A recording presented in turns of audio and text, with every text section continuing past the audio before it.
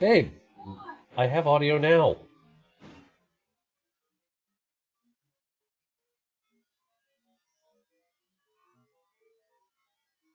Sometimes she just runs away with it. It just is what it is. That one cat that we have, Braga, just drives us nuts because she meows us constantly. So hopefully you guys have it here. Hello, can you hear me all? Hey, Dad. How are you doing, sweetie? I'm doing much better. I'm still in agony, but that's besides the point. I understand. Trying to make sure I get this all right and get it set up. I had to take a small nap. I was so tired. Yeah, Alright, cat, it's real simple. If you don't knock it off, I'm going to squirt you. it probably doesn't help that I kept you up till Oh, and Nike's getting ready to go. hours.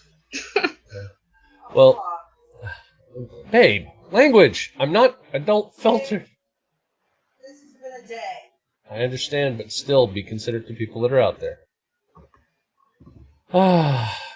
Anyway, How are you doing? we're doing.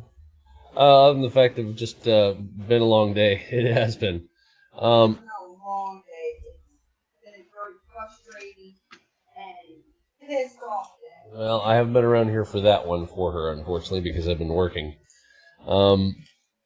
Lena asked me to do this stream tonight. Yeah. Because we are expecting our grandson today.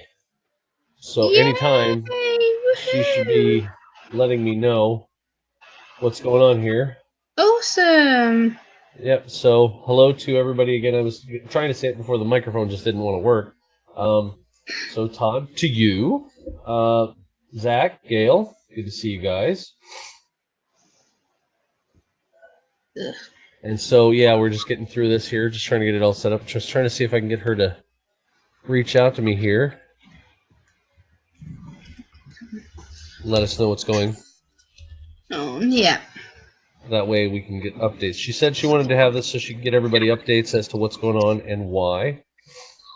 And that way we actually know where we're at with this one. But anytime now, we should be able to have...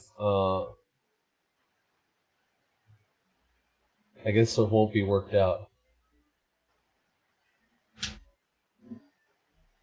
I must say I'm super honored to be on your panel. This is. And somebody should have said, "No, I'm not doing it here."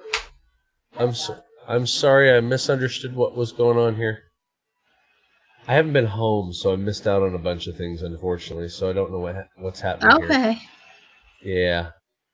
Sorry, everyone. I'll have to figure this out as we go. It's okay. Yeah. I don't know what happened here. Yeah. Unfortunately, when I'm last to the party here, it's kind of frustrating just trying to figure it out. I'll be okay.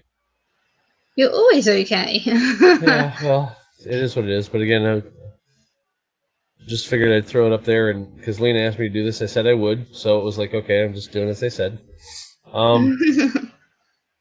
Just trying to figure out what's going on here. Trying to see if she's going to. For me, it's an honor to be on someone else's panel rather than having to think about the stress of their mind. Oh, that's understandable. I'm just trying to see if I see her show up here or not. I sent her a message. I don't know. They supposedly were inducing her, and her last appointment with the OBG was at 3:15 our time. Okay. So I haven't been able to find out or know. I'll have to see if I can message a few other people here. So we're just kind of enjoying for the night to see what's going on.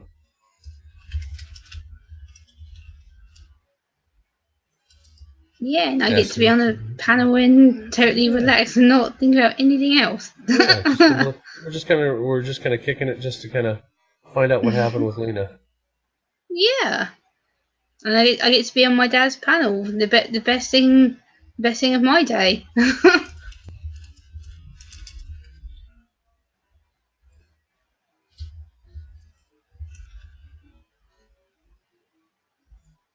Okay, so there we go. Actually had quite a good day today, to be fair. It's actually been not as bad as I thought it was going to be. Okay.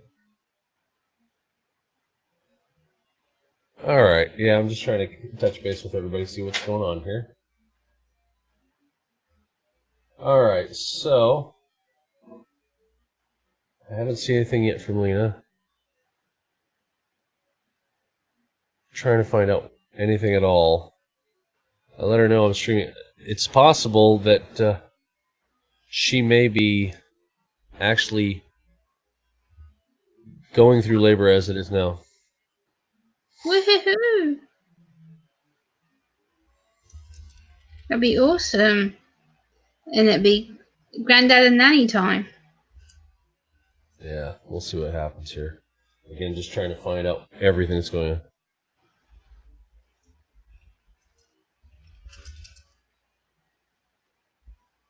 Let's see here. I got a few things that are kind of going on in the background here. Just trying to get it all handled here. Because again, I'm late to the show, unfortunately, here with this.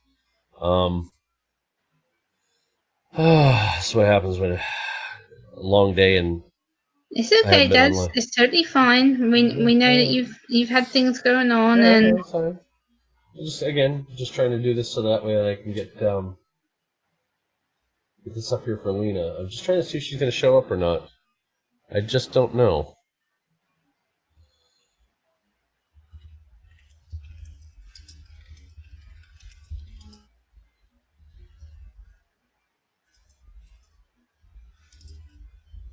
Let's see if I can. I'm just trying to message her to see if I got anything coming here. okay. And the people who are here whilst Sean is sorting that out, please smash the like button, share this stream out on your social media, do me and my dad a favour, and get as many people as you can in here. It'd be greatly appreciated. Alright, so Self-promotion never hurts. Let me see what all we got going on here. I'm going to go ahead and see about doing what we can here to just get a bit of information here. I need to find out what's going on here. I'm going to go ahead and do one small thing. I hate to do it this early on, but what I'm going to do, I'm going to kind of mute / shut my screen off for just a second here so I can ask what's going on here. Again, I've not been around, so I need to find out what my beloved is talking about, see what's going on. I need to get up to par, and I just need to talk to somebody else too. I know something else is going on here. Okay. Again, I hate being last to the party, and it seems like it happens to me quite often.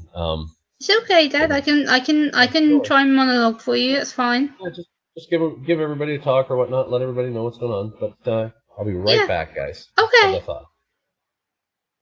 So welcome to the stream, everybody, and this is a stream that Sean is doing, and as you've all heard, he is expecting his stepdaughter to go and give birth to a baby anytime now, and he's trying to figure out what's happening with regards to that situation. And so in the meantime, welcome to the stream. If you haven't already, share the stream out, interact in the chat, and see what you guys are talking about, and hopefully you guys are enjoying the stream and having some fun. And I know that Sean's very positive and passionate about doing the stream. It's actually been talked about for a few times now that I've talked to Sean private about doing the stream. And yeah, so welcome to the stream, everybody. I hope you're having a great day or morning or afternoon or evening, depending on where you are in the world. I know right now for me it's early hours Tuesday, so I'm just in Tuesday by 15 minutes. So yeah, if you don't know where I'm from the UK, so I'm on this panel and I'm honoured to be on the panel and chilling out with you guys today. And yeah, hang around with us and keep up to date with this, and I hope you're enjoying the stream. And like Sean said, he'll be back temporarily. He's just gone to find out some information, and he'll be right back. And yeah, thank you for being here, supporting Sean, supporting me, and supporting his channel. He does highly appreciate it. It doesn't go unnoticed by him or me. And yeah, so welcome to the channel, and just stick around with us, and we'll keep you updated as soon as we know what's going on. And yeah, I hope that you guys will stick around and have some fun with us. And yeah, it's going to be a great stream. I can't wait. It's going to be really awesome. So if you would, smash the like button and share this out so that everyone knows that Sean is live right now. And I know that he said he'll be back temporarily. So yeah, just hang around and find out what the stream's going to be about. It's going to be a really, really awesome stream, and I'm excited to be here. So, yeah, just hang around until I know more, and I'll stay with you and update you as soon as I know anything.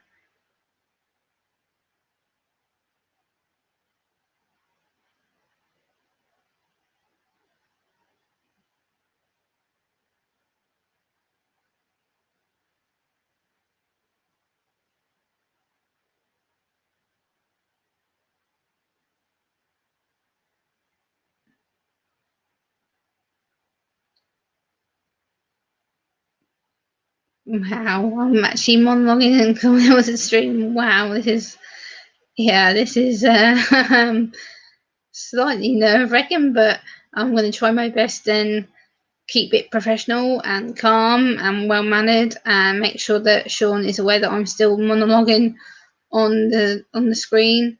And yeah, this is an important stream. It's going to be just us chilling and having a bit of fun and getting the awareness about psychosis out there. And as you know, Sean raises a lot of awareness on psychosis and disabilities in general. He's very, very great at understanding people with disabilities. He's been talking to me for a good couple of 3 weeks now, and we've been talking backwards and forth in private calls.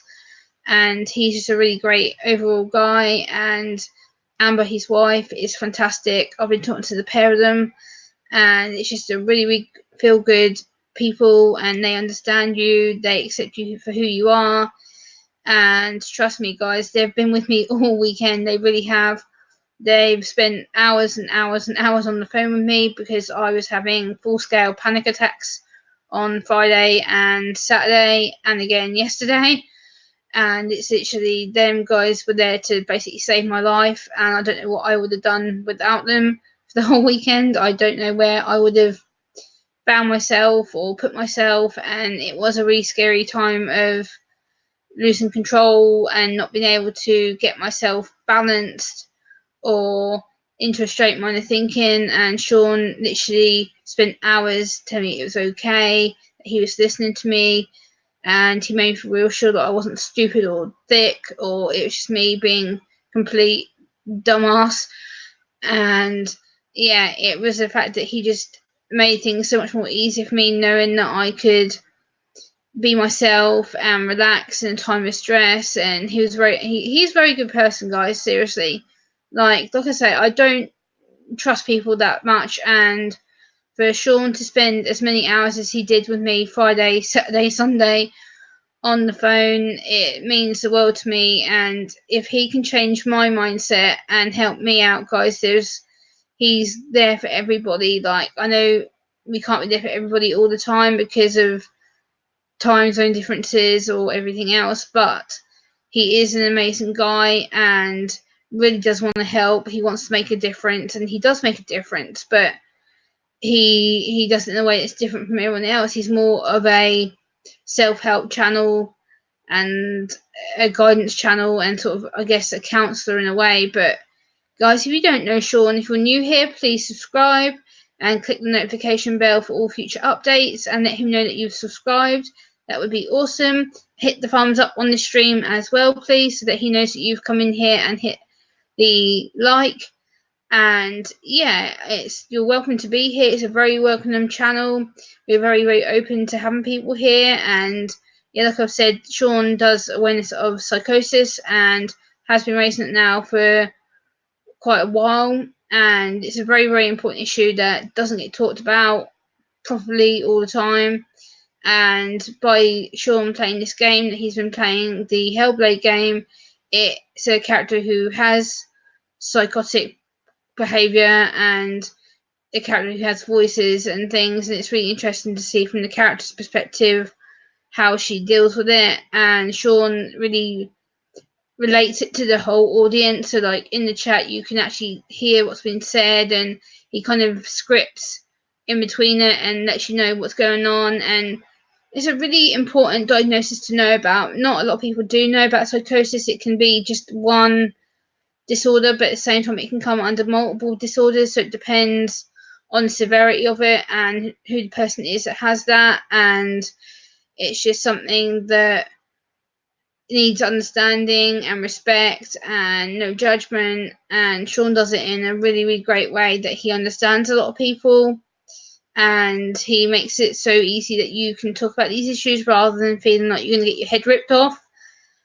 And yeah, he's just a really, really great all-round guy, and the topics he talks about are just really spot on. He knows his stuff. And as he's back, welcome back, my dad. Yes. All right, so I'm finding out all the drama that's been going on behind the scenes that I've been missing out on. So I know how to handle this, and I know what I'm going to do with it. So. Okay.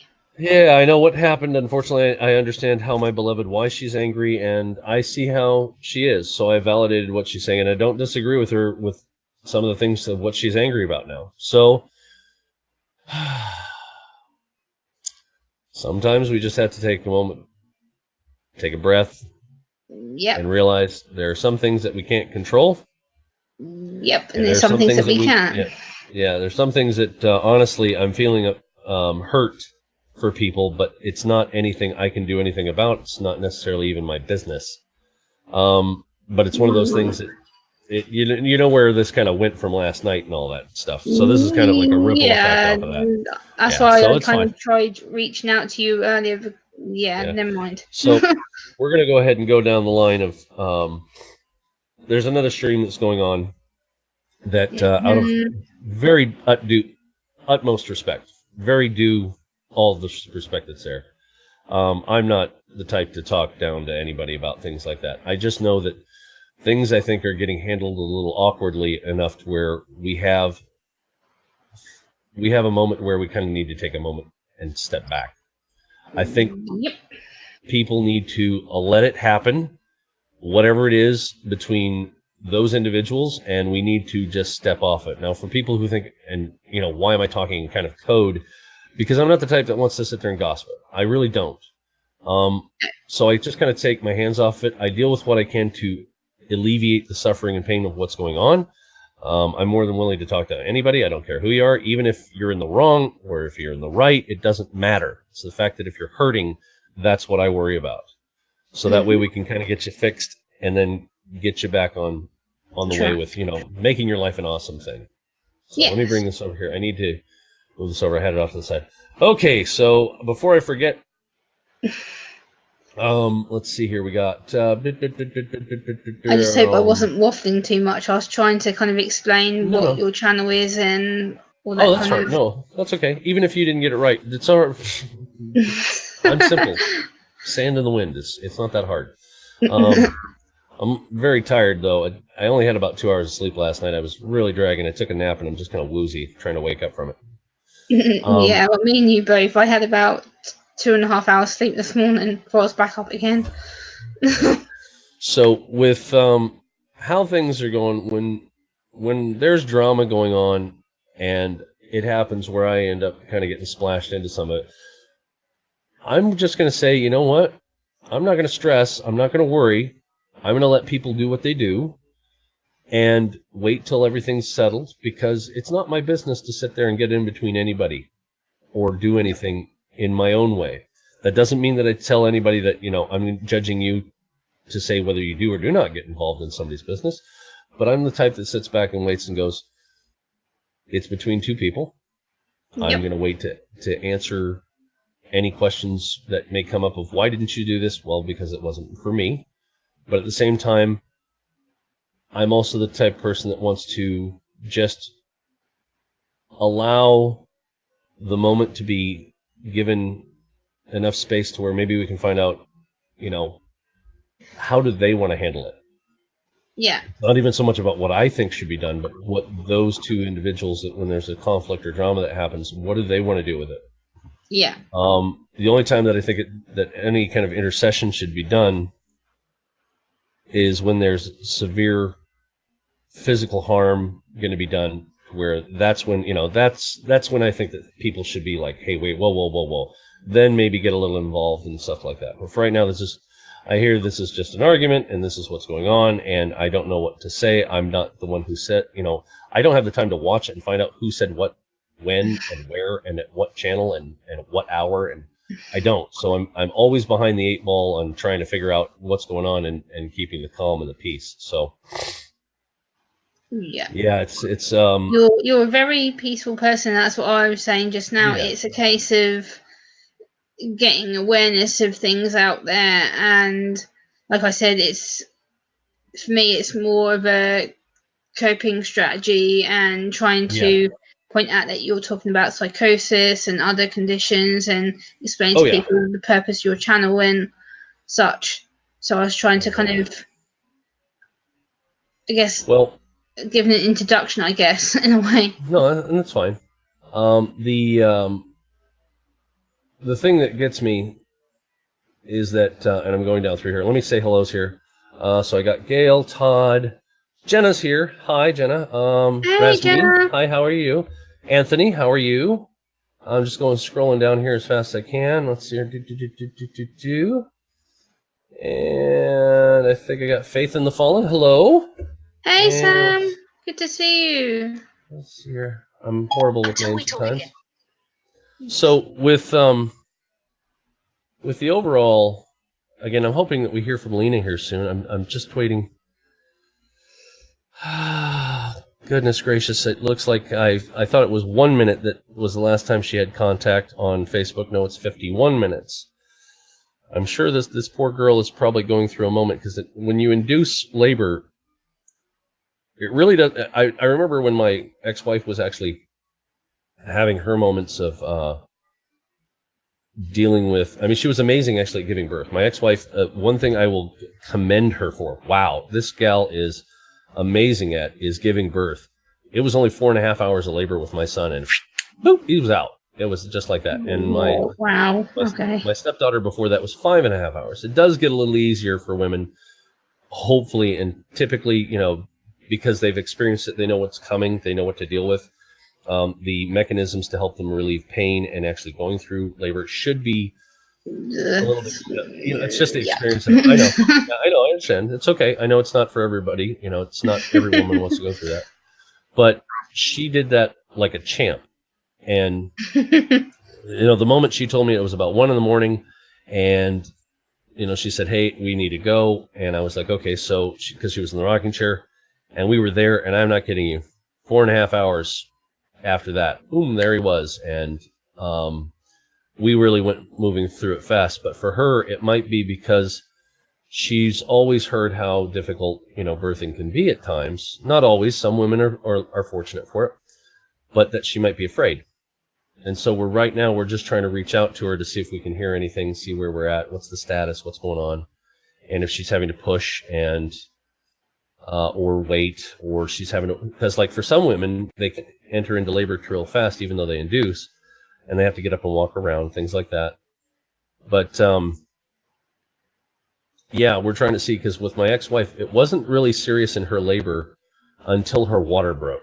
And they had to break her water. Her water didn't break on its own with my son. But as soon as that happened, I could see all of the moments of where, everything's contracting. At that one moment, it's just like all of a sudden you can see it's just like boom, everything came down on her. And come here, little bugger, little fruit fly or something there. I'm trying to catch him. Stop it. But yeah, she had that moment, and I'm wondering how she's doing with that and how she's going through it. Yeah, it's going to happen. I mean, regardless of the fact, women have been birthing children for eons, so it's not like this is, it's not something new under the sun here. The thought of that, no, thank you. Yeah, no, I understand that. That's okay. You're fine. But for Lena, it may be the scary thing / that she doesn't have direct contact with us, so she might be a little bit, a little this, little that. We're worried about her. Yeah, and we're trying to make sure everything's natural. Okay. So she asked me to do this, so I'm up here. We'll see what happens. I mean, we may find out won't find out until after the fact, and that's okay. Again, I had a nap. I was falling asleep driving to get home, so it was like, okay, I need to get home real quick. Thank God it wasn't a very long distance to get here. He's fairly close, but still, it was one of those things I started noticing. I was nodding. I was like, okay, we got to do something here. I pulled off real quick and used the washroom at a McDonald's along the way, and then I got back at the car, got home, and it was just like, okay, I am ready to fall over. I need to lay down. Yeah. So, hey, Anthony, how you doing, man? Welcome to the stream, everybody. Then press the like button, please, and subscribe if you haven't. And then, Jenna, I realize when drama happens, anxiety. But this is where right now I realize that there's a lot of things that are going on behind the scenes of what I know there's a lot of stuff going outside of this stream. I respect everyone, regardless of my viewpoint on what it is or whatnot, because I don't know everything. I respect everybody that may be or may not be involved. However, in this stream right now, I need to do this for Lena because this is about her birthing. We're waiting for status. She asked me to do this. This is why I'm doing that. Everything outside of that, I have to set aside for the moment right now until we find out from Lena what's going on. So for right now, this will have to be, the drama will have to be put aside, and we will deal with it later. But for right now, this is my stream. This is for Lena. This is the only, so that's why I said in my thing, this is a live stream for Hunter. That's going to be my grandson's name. His name is Hunter. Yep.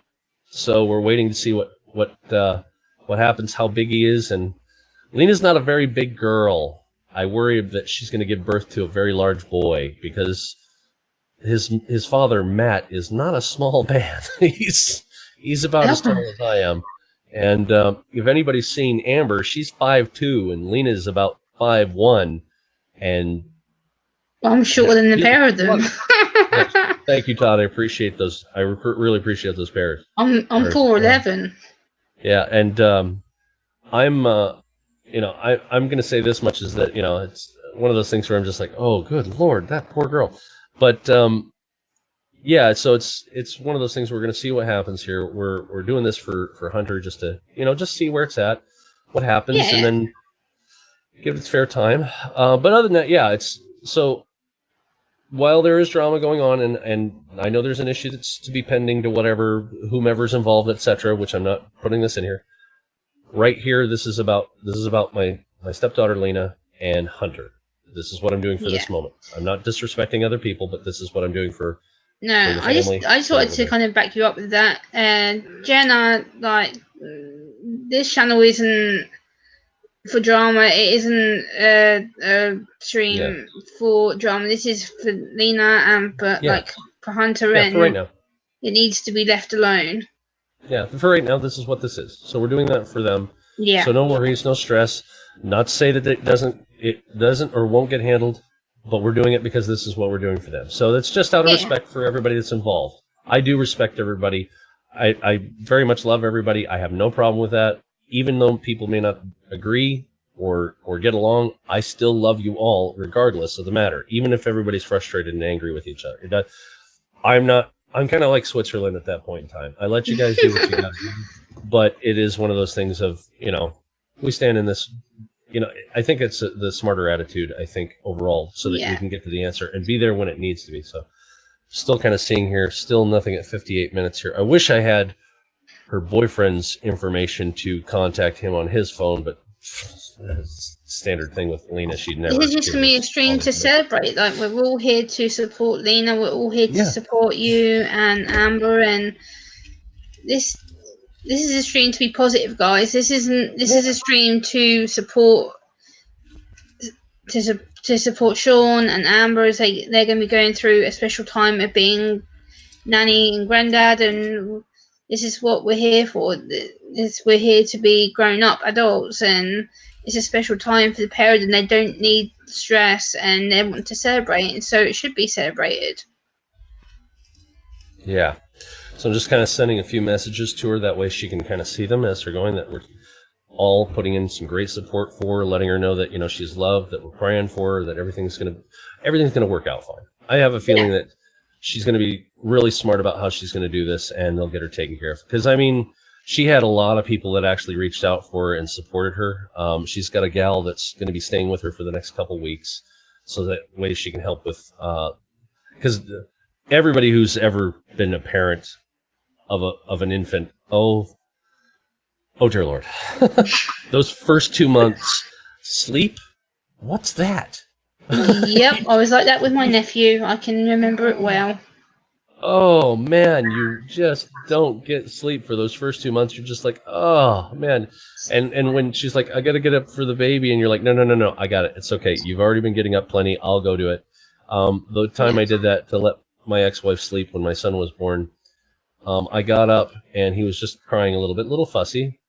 So I got him a bottle, warmed it up, just a little one because he wasn't really all that hungry, but just a little bit of something to give him while he was, it's like 3 a.m. at the time. And I sat in the rocking chair in front of because I had a fire going in the fireplace, and I sat there in the rocking chair and just held him and rocked him, and he fell asleep right in my arms because he wasn't just a little fussy. It wasn't anything else. He pretty much was kind of showing that I just need to be comforted at that moment in time. I was, he wakes up in the middle of the night and it's not as warm as it is in the arms of somebody.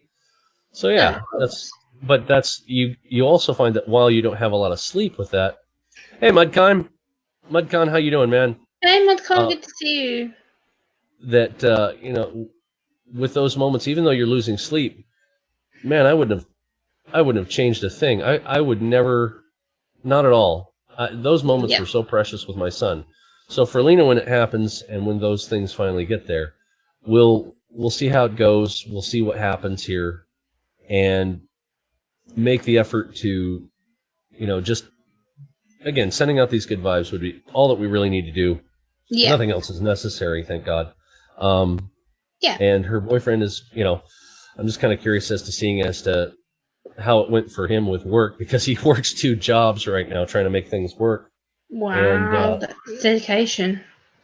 Well, it's because he now understands that in the very beginning he wasn't very understanding, because he'd said some things before all this happened that was not quite cool, and I was very angry with him. But he decided to step up to the plate, which is nice. We're seeing how this is doing. He seems to be doing a good job. But he was working at Foodland, and then he's also working at what's called a Wawa, which is a convenience store, a little variety store per se. Okay. And so he's doing that as well. So he's got those 2 jobs going. But I'm just curious as to seeing if all of a sudden how he called that in, how his reaction might have been, because like, oh yeah, boss, gotta go, baby, going, yeah, you could immediately the panic of a first time father, and you're just like, yeah, gotta go, yes. Yeah. So when he finally gets settled down and is there at the hospital, I'm sure he's probably able to sit there and, he's still going to have his worry trying to figure out what he's going to do and how he's going to deal with it. But that's okay. It is what it is. He'll just have to. I'm feeling excited for you. I'm like, woohoo. Yeah. For Amber. This is her first. This is her first grandchild. So for me, I'm gonna say this is grandpa number 3 for me. So my first stepdaughter actually made me a grandfather, and I know everybody's gonna cringe with this one. Even when I think about it, it's just like, oh my God, child. She made me a grandfather at 36. Nice. Yeah. I've been grandpa since age 36, and I was already divorced from my ex-wife at the time, so it wasn't like I had any control in the household to say, hey, don't, have this happen without some kind of protection. And I'd already been divorced from her for at least 6 years. So it wasn't like, or at least separated for 6 years. And then 2 years later, the divorce happened. And but still, I wasn't in the house or had any control over anything with my first stepdaughter for 6 years. So it was like, what are you going to do? And I loved her for who she was. I supported the fact that, this is what happened. I may not agree with it, but I support her, and she's doing a good job.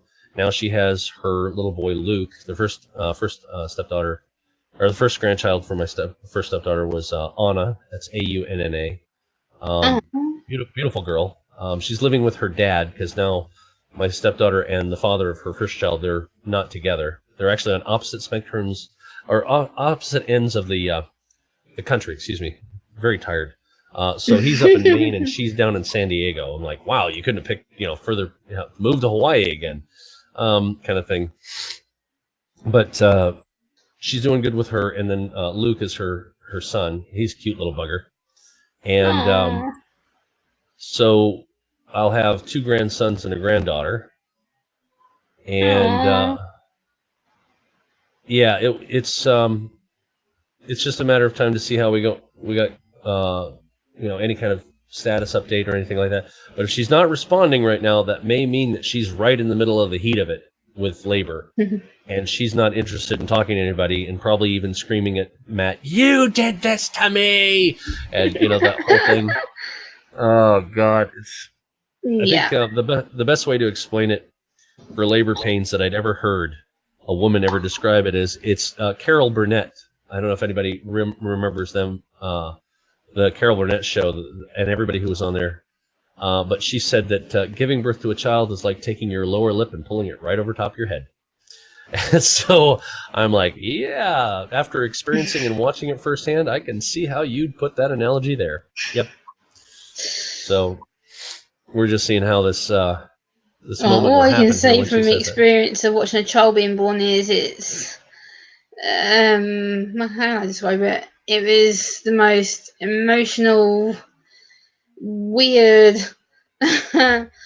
situation. It's like I arrived on the ward to see my nephew, and also you get this little blue bundle given to me in my arms. My sister's half dozy, out of medication, and they're like, "Oh, here you go," and then like, "Whoopee!" This little tiny baby's whacked on my arm. I'm like, I don't know how to hold a baby. I've never held a baby in my life.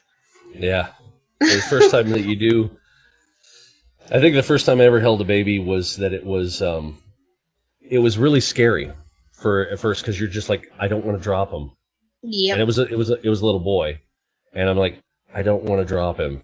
I'm afraid, And then they're like, no, you're fine. Just sit where you are. You're not gonna drop him. Just put him on your lap and put your arms around him. And yeah, this little guy just looked right up at me, and wasn't family. It was just a friend who was like, you want to hold him and see what it's like? And I'm like, okay. I was a little guy too. I think I was about 9 or 10. And so then, because my mom had already given birth to my brother, he's 4 years behind me in age. Okay, similar to me, my sister. Yeah, so he's younger than I am. And any updates? Yeah, I got somebody else. Nothing yet. We lost contact about an hour ago, so she in favor.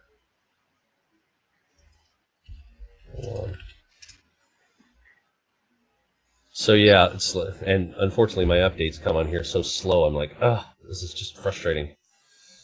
I keep putting off trying to redo my machine because I got all this stuff that happens last minute. I'm like, I just need a moment to redo the machine. Yeah.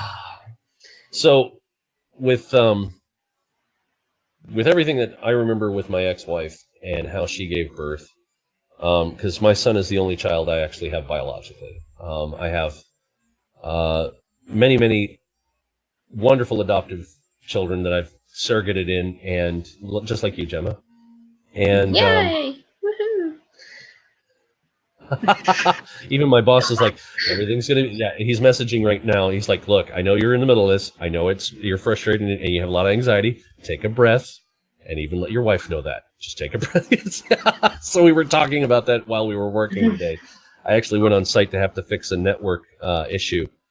Somebody had put in a new router and screwed up the network, and I ended up fixing everything and getting it taken care of. It took no time at all. My boss was like, wow, we really haven't been here but an hour. And I was expecting here to be, because we brought tools, we did this, we did that. And we're talking about, so are you excited to be a grandfather? And I'm like, yeah, I've been a grandfather for a while, man. So it's like, I'm just more excited for Lena and Amber, so that way they get to celebrate this. Yeah. I must admit, I was talking about you today.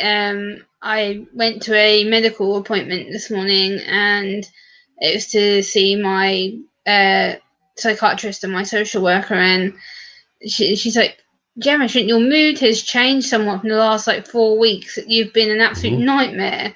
And she went, what the hell's going on? And I was like, well, I have a adoptive dad on YouTube who I've absolutely adored the world of. I said, he's really been helping me through some really tough stuff recently. And I said, this weekend she's been pants.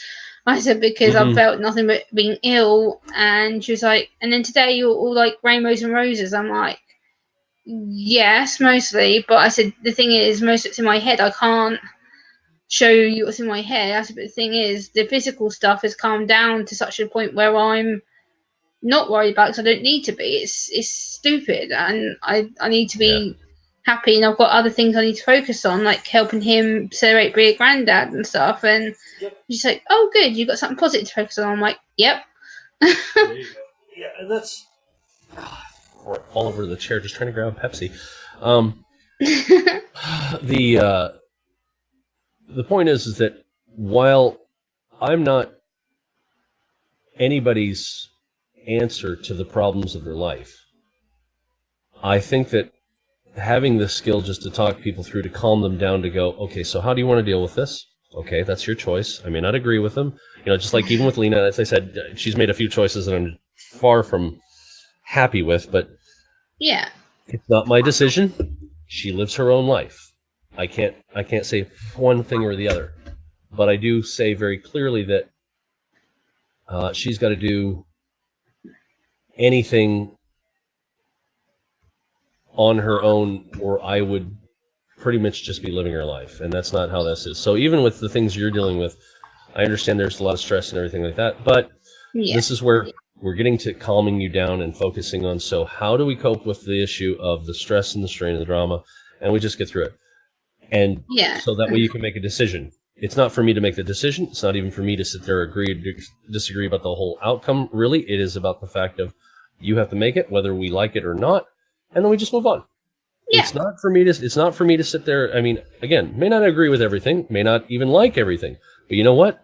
I'm not going to judge. I'm not going to sit there and say one thing or the other, because my thing is, again, I see too many people suffer. Like with Lena, I wish I could be there, because I would really love I'd love to be there to be able to talk her through Lamaze. Yeah.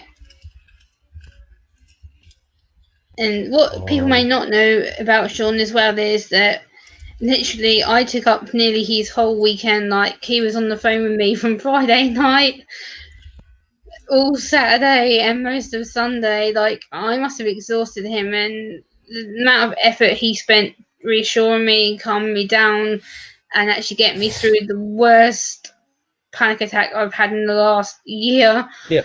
And it was get you calm. It does take effort, yeah. Just get you calm. And then you can make a decision. Yeah. That's it. It's not about the fact that I want to make any decision for you. It's the same thing as like with Lena, with how she's going right now. I know for a fact they're going to try and talk to her through Lamaze and get her to where they're distracting her mind to get her calm. Yeah.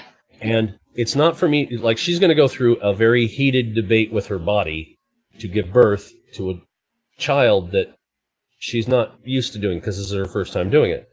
So she's going to have that circumstance. I'm not going to be the one to go through that. I can only walk up to wherever she's at. She's going to have to go through the journey of that, but I can sit there and say, okay, you got this. You're going to go ahead and you're going to do this. This is fine, but let me be there for you in a voice. I wish I could do that for her, because at least I could distract her mind. I did that here's the other thing. There was a young lady that my son was dating. That relationship didn't work out, but she had a horrible time with needles, and she was in the hospital. They took her to the emergency room because she needed to go in. They weren't sure what was wrong with her. And so I went, because I was kind of like dad at that moment kind of thing, because her father was over in Manitoba. And another province here in Canada, for those who are curious as to what I'm saying there, eh?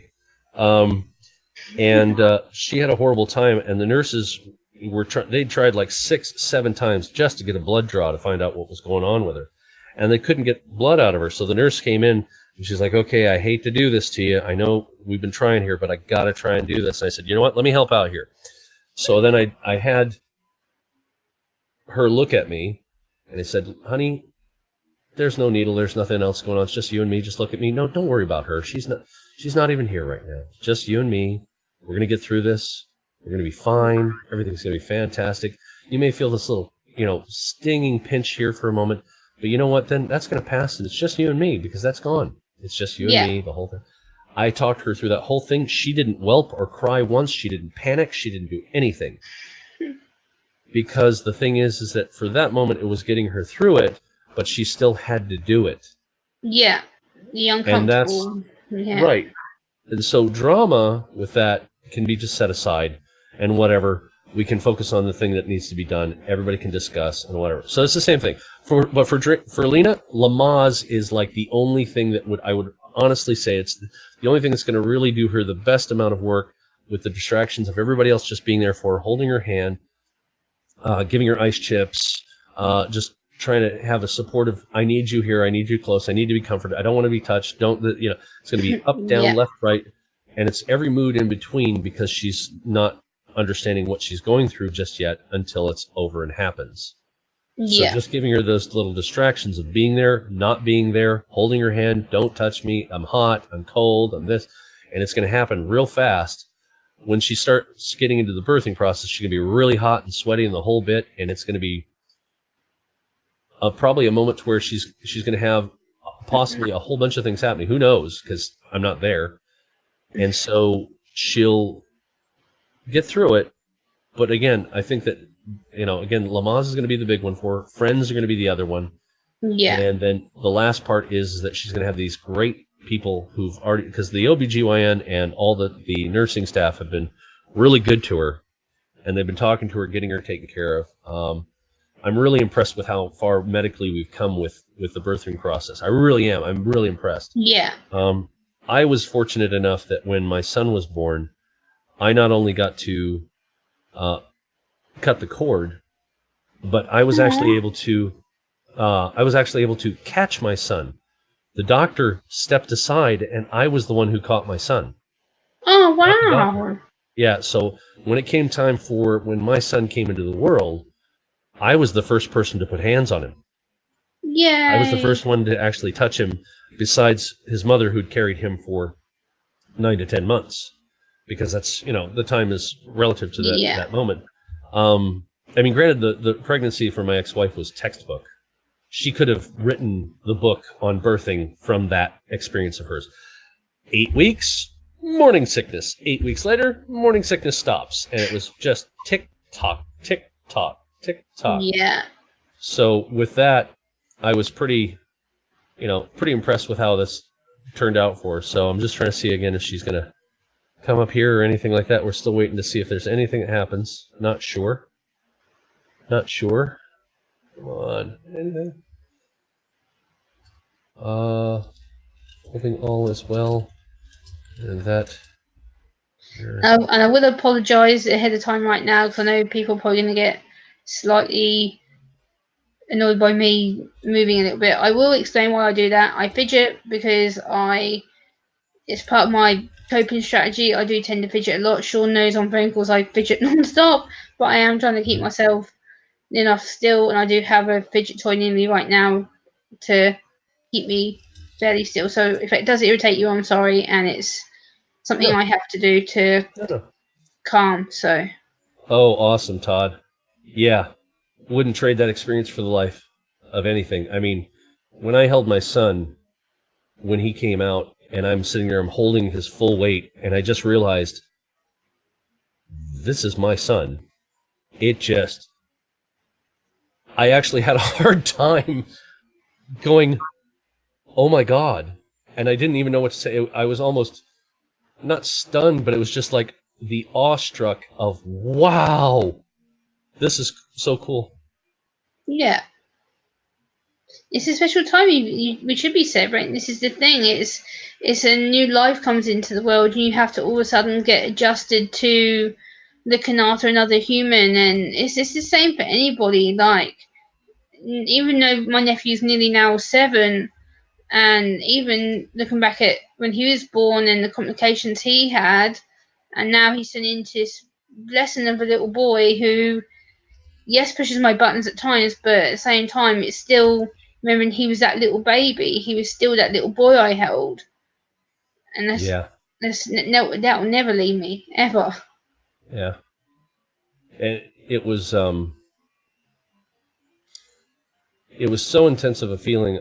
once I finally got around to where, okay, I finally passed my son off after I realized that he was in my hands. They got the towels on him and everything like that to try and get him cleaned up.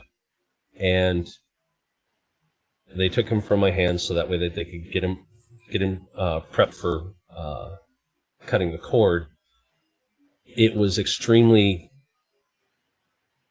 The emotions just washed over me in such a way that was so huge, so amazingly, wonderfully beautiful and loving. I actually had to take a moment to kind of take a breath before I cut the cord because I was so unbelievably overwhelmed by how much love I felt at that moment. Yeah. It was beautiful. It was amazing. It was...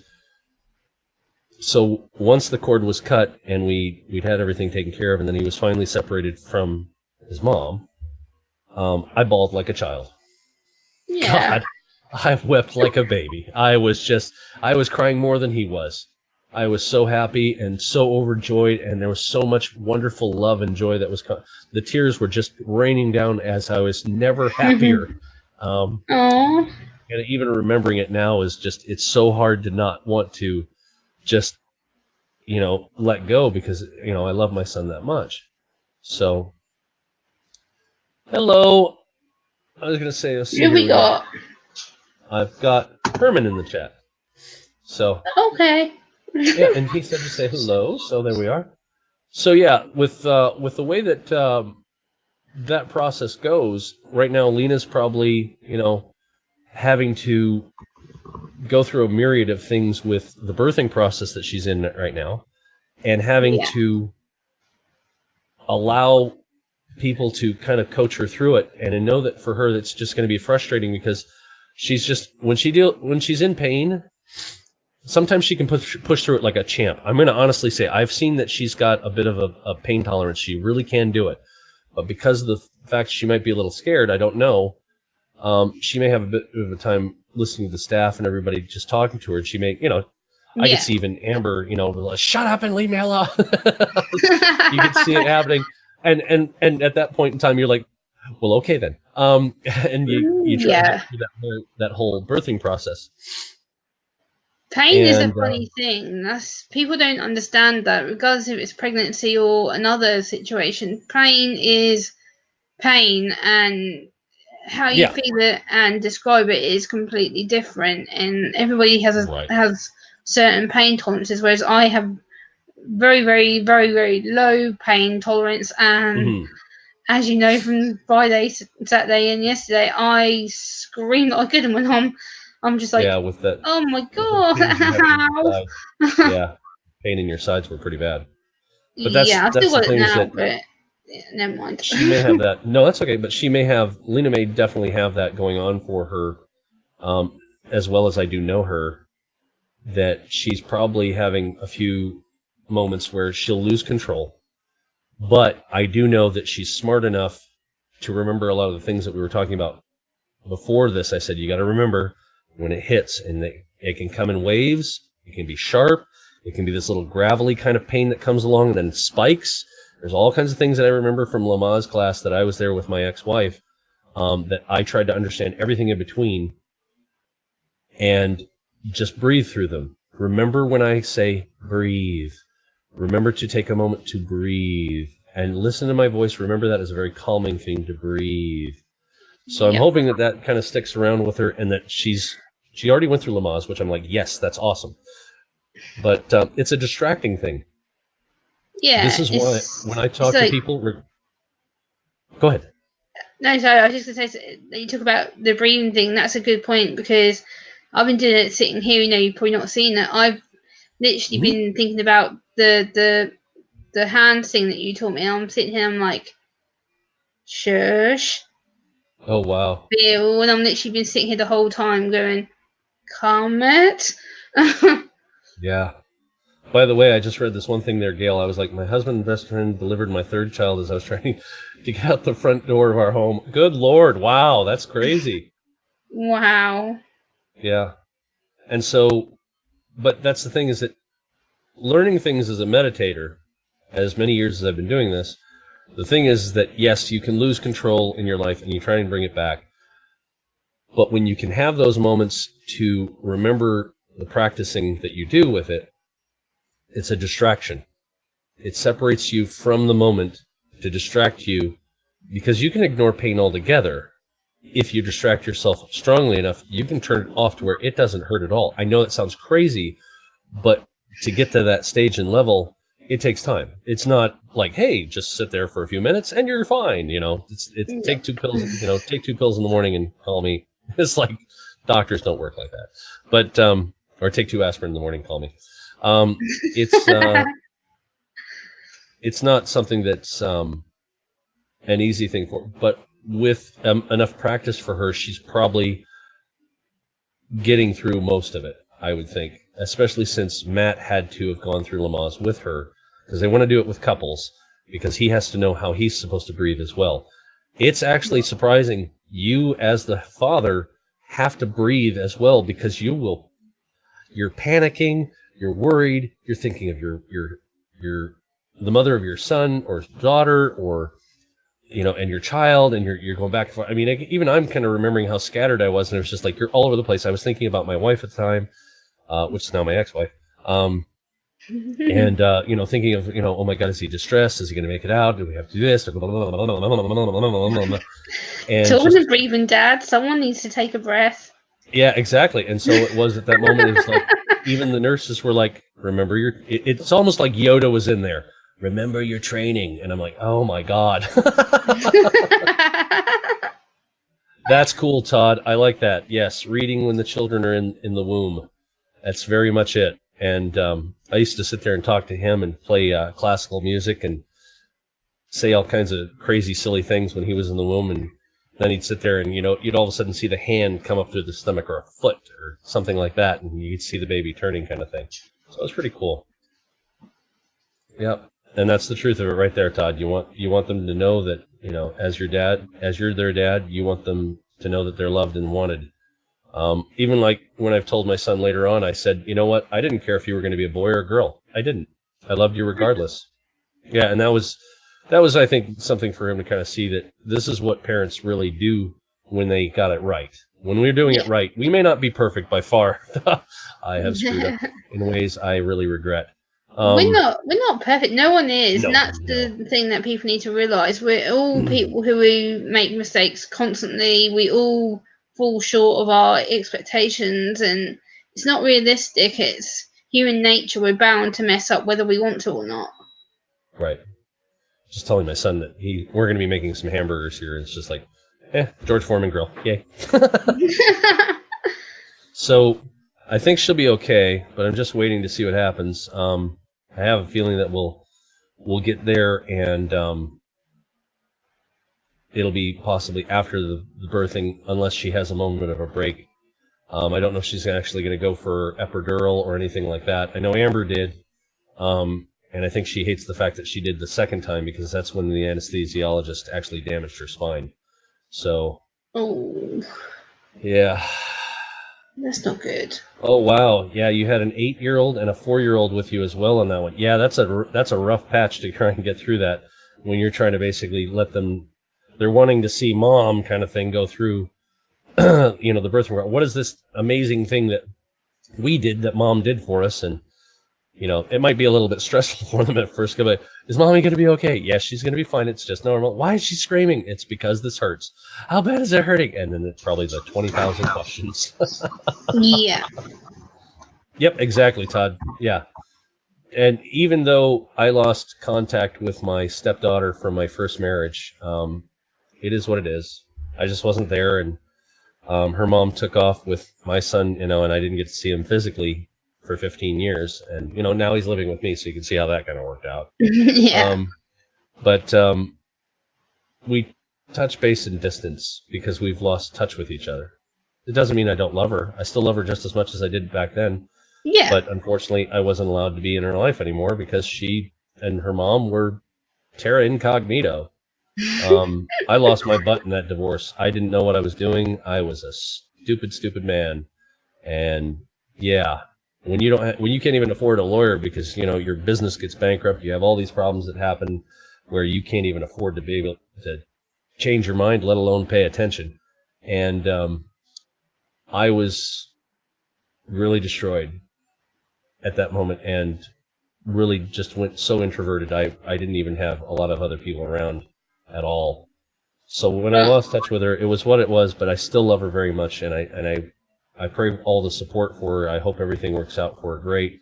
Now she's had 2 children. She's with a guy that loves her, and I'm like, thank God things worked out for the better. Because even like when I told people that my ex-wife abandoned my son to her parents when he was 13, and I had no knowledge of that. They didn't even bother to let us know. My ex-wife really just, I mean, she left me for a man and his wife. What am I supposed to say about that? She really did not like the fact that I called her on it and said, that's bull. You know, you really need to keep your stuff together here. So she did something similar to my stepdaughter, my first stepdaughter. At age 16, she kicked her out of the house. I'm like, wow, stellar. That's awesome. That's bad. Yeah, this is a recurring thing. So I'm actually worried about, and I have no connection. I've never met her. My son's younger sister, half sister, is I think turning 14 here, and I'm just like, and we're just waiting to see how this turns out. Yeah. What's going to happen here? So, you know, fingers crossed it works out and turns out fine. Yeah, but fingers crossed. Yes. Hopefully things have changed. But yeah, we'll see what happens with that. Again, still nothing here. I'm just checking back. I'm going back and forth, back and forth. You say she may be in the middle of it right now. Yeah, and that's what I'm concerned with.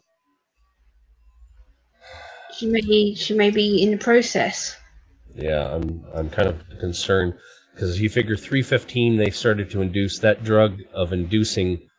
I forgot how long it takes. You know what? Let me actually check that real quick. Inducing labor, how long until it starts? Because I don't know how long that chemical actually takes to finally kick it over. Inducing labor, stripping membranes, breaking water for 8 ways to induce labor. Yeah, because if they give her the shot for it that actually helps do it, or if there's a few other things, I know there's like ways that they can induce, and then all of a sudden you're in it. Again, once the water breaks, I know that's when a lot of pressure hits. A lot of pressure. Yeah, I know when my sister went into hospital and she was having my nephew, her waters broke at 4:30 in the morning. She was at hospital by 10 to 5 in the morning, and my nephew was born at 2:45 in the afternoon. Wow. Yeah. There's some time that can go through it too, and it's a long time to be. I mean, I also treat it as that with the amount of time that I've actually suffered with my gout pains, to be able to understand what it's like when a woman's in that much pain.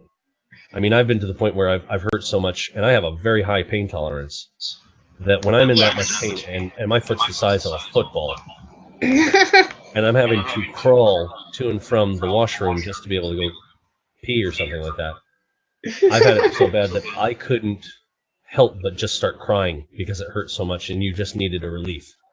So when I think back on how long I've had, there was a period one time for 2 days where I was hurting so bad that I didn't sleep. I was just it was almost I was awake but just catatonic. I just hurt so much. So yeah, I don't even know what all the pain is about that. I've often sat there and said I'd like to do they have the TENS machines that they can hook up to a guy and have it happen. And honestly, I've been wanting to sit there and say, you know what, I guess I'll shave my stomach because, well, I'm kind of woolly. You know, the hair's falling out here and going down, you know, my stomach and my back. It's just how it is. But basically shave my stomach, have them hook it up. Also for the back, because they actually do for back labor and stomach labor. And they show you what it's like for a man to experience roughly what it's like for a woman to go through it. And I've actually been interested to try it because I want to understand. I've watched videos on YouTube about it, and it's not appealing to me whatsoever. No, I understand that. But for me, again, for some people, it's like pain is inevitable, but suffering is the option. And that's where you have to you have to look at it from that way. I just want to know, because I'm going to say in a more morbid way, I'm kind of curious as to how much it hurts. I really am. I want to know, because I've suffered gout in such ways that, again, the pain was so bad, I wouldn't wish it on anybody. Amber's seen me even when my knee is the size of a large grapefruit, and I can barely fit my jeans on. They're so tight. And I'm just trying to basically get my pants on. She's having to help me get my pants on at the time, just so I can get down to a doctor for them to tell me then, oh, just take some Naproxen and it'll go down, and then we'll talk about it later. And I'm like, I really want to do the blood test and get this taken care of. It took me almost 2 years to finally get to the point to where it was like, my gout is so out of control, no matter how much I change my diet, no matter how much water I take, no matter how much, avoiding seafood, red meat, this, that, blah, blah, blah. I've done everything I possibly can, and it didn't stop the pain from coming with the swelling, in massive amounts. So either I'm just under-excreting or my liver is overproducing that much. And the under-excreting is just the kidneys not doing what they can for it. And it happened. I have to thank two of my relatives, or two of my ancestors, one on both sides, one on my mom's side, one on my dad's side. Both of them died from renal failure, which is with the kidneys, from what? Over drinking and alcoholism. So, ouch. Yeah. That's so not great. Yeah, so hereditarily, I have to say it is what it is. Also, my kids, that's the point right there, Todd. That is exactly it. You have to, it's like I tell my son, it's like, look, I'm not going to talk bad about your mom, because honestly, I don't think I have to say anything with how he feels about her in any way, shape, or form to make it worse. He's already got his issues with his mom, and for me to say anything bad would just be compounding how he feels. He's really angry. He's kind of gotten past a lot of it now, but when I first got him, it's just like he avoided the conversation. I was like, so how do you feel about your mom? I don't want to talk about it. And it's like, just trying to do small things. And it's like, so I told him honestly, look, this is what happened between your mom. Was I perfect? No. I made a lot of mistakes, and here's the mistakes I've made. Did I learn from them? Yes. Am I with your, your stepmom here? You can see we're far from perfect. But I love her, and we're doing the right thing to work to stay together, not just sit there and complain with each other and then go do something stupid like have an affair, do some crazy off the wall, like some people can get into domestic violence or things like that. But, we're working through our differences over time, because even if you've lived with each other for, like Amber and I have been together for 7 years, we still occasionally argue with things that just, because you kind of change over the years a little bit. Yeah. And because you go through different experiences. It's those rites of passage. It's but we natural fight to debate, though. Yeah. Well, we fight to stay together. We will fight with each other to the point of screaming at each other. And that's the thing, is that in the end, when we're done, we apologize, we calm down, we give each other the biggest of hugs, and just love on each other as best we can, to the point of going, you know what? What's really going on? And we've come to that real firm understanding, is that when we're doing this, it's not because we hate each other. It's because we're so scared for how something's going to possibly happen that the other person may hurt themselves or hurt us, and that they're not understanding us. So we have to realize what's going on in the conversation. So to fight through it was an important thing for my son to see a couple times here. We fought through a couple arguments, and we did a really good job of actually calming it down before it got out of hand and showing that, this is what this was. But for his mom, I never want to sit there and really, as bad as I actually have my own feelings, which I have never really truly voiced, because it would be like, oh, but just tell me how you feel, one more time with feeling, that kind of thing. I've never really put out my true feelings about how it is. Am I hurt? Yeah. Am I upset? Well, not so much anymore. And I've actually forgiven her, and I've let it go. She's with some guy. I hope she's happy. And she lives her life, the way she wants. I just wanted her happy. After I came to that conclusion and understood that, I realized I just want her happy. She wasn't happy with me. Okay. Then go find somebody that you can be happy with, and I'll let you go, and you go do your thing. Yeah. So we had to... happiness is the important thing. That's another thing that people don't really realize. Like, the happiness that I get from Sean and that I get from Amber as my online parents and parents who I feel that they're going to be in my life for a long, long time, and they've given me nothing but happiness the last few weeks since I've been talking to them. changing my own personal behaviour and my own personal outlook on a lot of things that I battled and still do battle to a degree has been so far reduced that I've learned to cope better physically myself because of what Sean and Nam have done for me. Like, I can, instead of being angry or snappy at something, like, I could have exploded at my social worker earlier because something she said to provoke me, but at the same time I thought, no, what was I talking to Sean about yesterday? What was the tactic? How do I calm? How do I not flip my switch and kind of get angry? And I didn't. I managed to say, I don't agree with you, what you're saying to me. It's something I'm going to have to think about. And I walked away knowing that I'd done the better thing rather than snapping my head off and going, rah, at my social worker. And that's because of Sean helped me to do that. I learned to calm quite quickly. And I'm like, why am I getting angry? There's no point. So I just had to go, no, shush. And I did. Yep. It took me about 10 minutes, but... Todd, that's absolutely true. I can see that. It's the fact that just because there really is no, there is, there really, let me say it again. So when we had to class go to divorce because they said kids half each parent, so if you're telling them one parent is no good, then part of them is no good. Yeah, you really don't want to say anything about that because your kids, the interesting thing for children with their mother and versus the father is that when they see both sides love them regardless of what goes on around the world. This is because I kind of take that attitude on with everybody, is that I realize that nothing is perfect between everybody else and that there's fights and everything like that. But I love you equally, regardless if everybody else is fighting around me. I don't want you guys to think that I'm going to take a side on this one. I may not agree with it, and I may think that there's something that people may need to do to get past it. But I'm still going to be supportive, even if somebody was in the wrong or if they're in the right. I'm going to say I still love you regardless and be there as your friend as best I can. It's only when you've done something that's physically against me that I have to kind of take a stance to go, well, if you really want to feel like you need to do this, well, then, I have to defend myself honestly, but I'm going to still try and do the best I can to get you to stop and then see that this is one thing or another. So.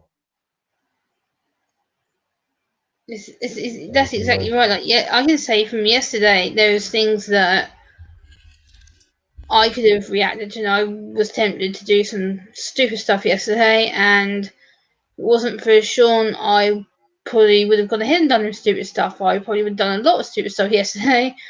Yeah. And it took Sean to physically go, so, okay, what's made that happen? How do we deal with it? How do we move forward? And I was like, wow, okay.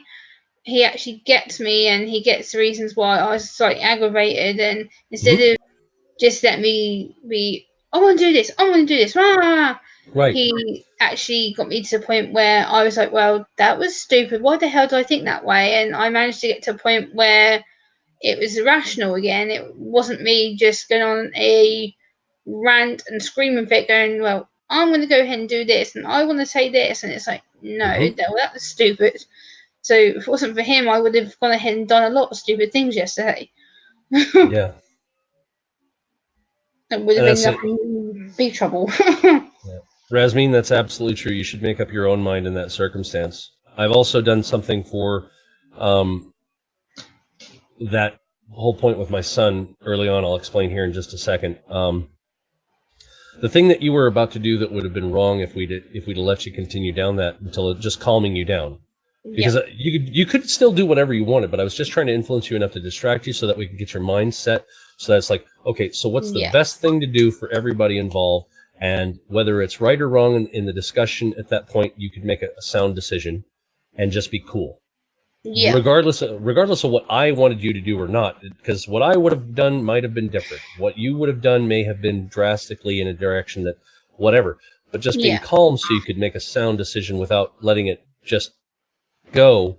We took it and we turned it into, okay, this may not be perfect, but it's a far cry better than what would have happened if you'd have just gone off and it's like, no, let's not do that. Yeah. Let's be cool.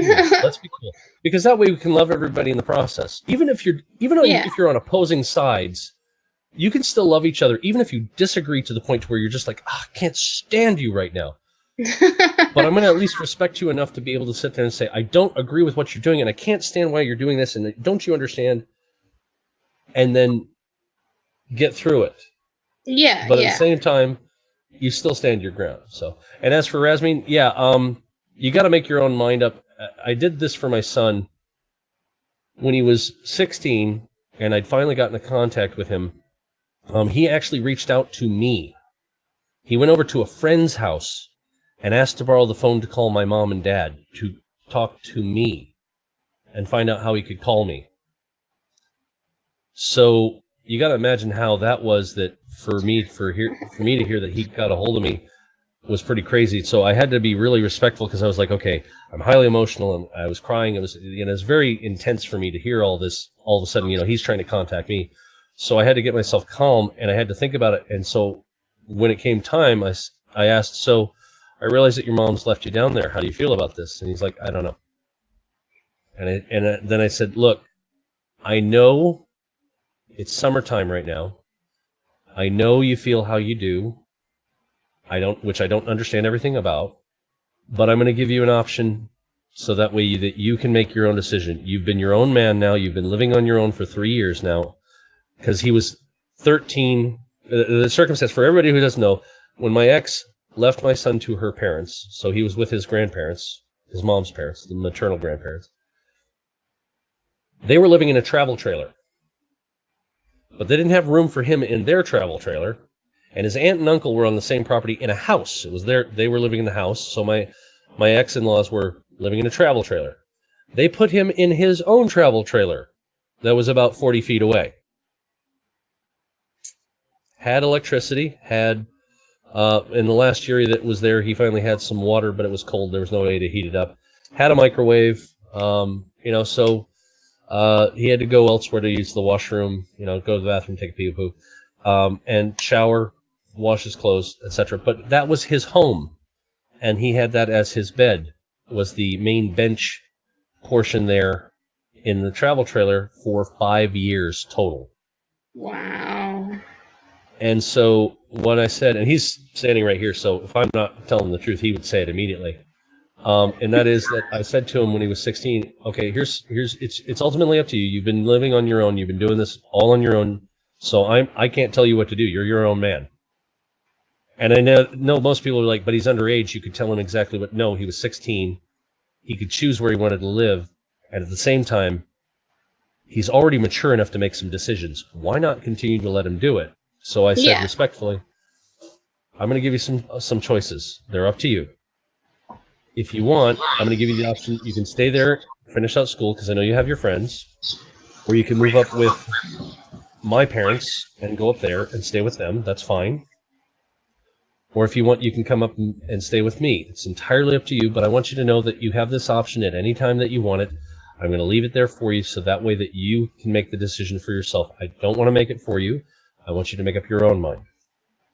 He decided to stay down there for the last 2 years of his schooling because he had his friends and he wanted to graduate from the school he started in. Totally respect that, because my parents unfortunately moved me from one school to another. I finished out my freshman year in Virginia, and then when we moved to Maryland, I finished out the last 3 years of school there. It was a difficult transition. So for me, it was like I respected his choice ultimately. I wanted him to be the one to make the choice. I wanted him to know that I respected him in his individuality and not just going to run this out, whatever. And there he is back behind me again, running out without a shirt on. So, yeah, it's just how he is. He gets out of work and he's like, I don't want to wear clothing. God, it was so hot. And I don't blame him. He came in smelling like like he bathed in a brewery. Oh my God, it was horrible. Oh. Yeah, he had a horrible time with, he got pretty much swamped in beer cans. And it was storming here today. It's been absolute chucking it down and thundering and lightning here. A pile of cans. Oh, a pile of cans? Okay, so he's talking here. I don't know if you guys can hear him. At least maybe close to 8 feet tall. So 8 feet tall of cans. And at least, I don't know how big to say, but imagine a good sized classroom. Okay. And then just imagine that being filled. And you guys were just having to basically grab and pitch, and you were covered in stale, nasty, oh dear. Stale. Ugh. It's like skunky beer to me. It's like, oh, God. When I used to drink, it's like even the thought of it would be bad. Yeah, and then sometimes it's at certain points while you're trying to move through the cans to get to a bigger mouse. Down. Fall right into it. Oh, God. Yeah, he was a mess. Did you wash your boots at least? No, Oh, God. Oh, God. Oh, man, he smells like he smelled like the butt end of a dumpster that'd been bathing in stale beer. I'm not even kidding. He was just, I mean, at a distance of 10 feet away, I could smell him. It was like, whoa. Dude. Whoa. You're killing me. I mean, I've walked into a beer store up here because we have the beer stores where you buy beer. Now they're just now introducing it into supermarkets that you can buy them in the grocery stores like Walmart and stuff. We have what we call an off license here. Yeah, off license. Yeah, same thing. So I've walked in there and you can smell the stale beer. But where he works, he does it's a liquid reclamation. So what they do is they take the beer and the old booze, stuff like that, and they'll recycle that fluid and turn it into ethanol. So all the alcohol gets turned into ethanol. Really smart. I love it. Really, I do. And then they take the aluminum, the glass, and all that, and they recycle it. So everything's kept. So, yeah, all that old stale stuff that doesn't get sold. Well, it'd be like if I went down there, I'm sure that, people would be like, they do that? Yes. Actually, there are plants that specifically get pallets of old, stale beer and alcohol that's never been used. And it just... Or cans of fruit. Yeah, cans of fruit juice is another one because it's what's called the Brix count, which is a sugar count of anything. Okay. Like raisins have a high Brix in them. So when people used to make Raisin Jack out of them, basically rocket fuel to drink, the amount of alcohol in it is so high, or the amount of sugar is so high in it, it makes for a pretty good moonshine if that's what you want to do.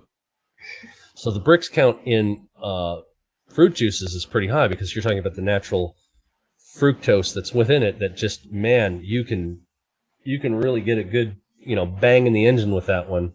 Granted, it's still not as strong as regular gasoline, but you got to figure reclaiming those fluids and using it. At that point in time, nobody drank it, so it's not like you're out like corn, which I'm actually kind of disagreeing to a degree that we're using food to make fuel. So I don't know. I'm still kind of torn on some of it, but it's something I'm not completely settled into in my decision of what I think. So, But with this, I thought that was really awesome to hear that. But yeah, even driving up there to drop him off to work, oh man, the smell that comes off that place. Whoa. Yep. Jonathan, how you doing? I smell like damp rain today. I was out in a storm earlier, so I smell like damp rain all everywhere. Wow. Todd, you actually have what is it, Everclear, or is it Clear Springs that they actually are selling there in Walmart in your location? Those are the Gemma. Those are the two types of you got to figure this is moonshine that I know very clearly. This is like 180 proof stuff. Wow. It's really high, 180, 190 proof. And you can tell by how much of the proof of a bottle, how much alcohol is in it versus water. Shake the bottle, depending upon how many bubbles there are, that shows you how much water's in it and how low the proof is. Yeah, I've shaken a bottle. I've shaken a bottle of Clear Springs,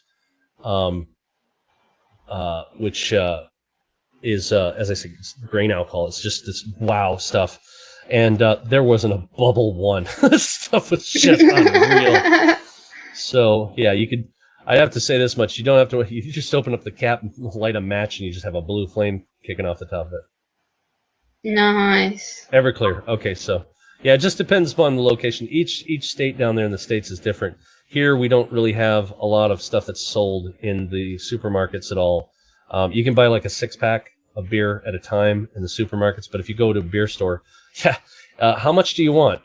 Oh, you want like an entire pallet of Budweiser or whatever. You good?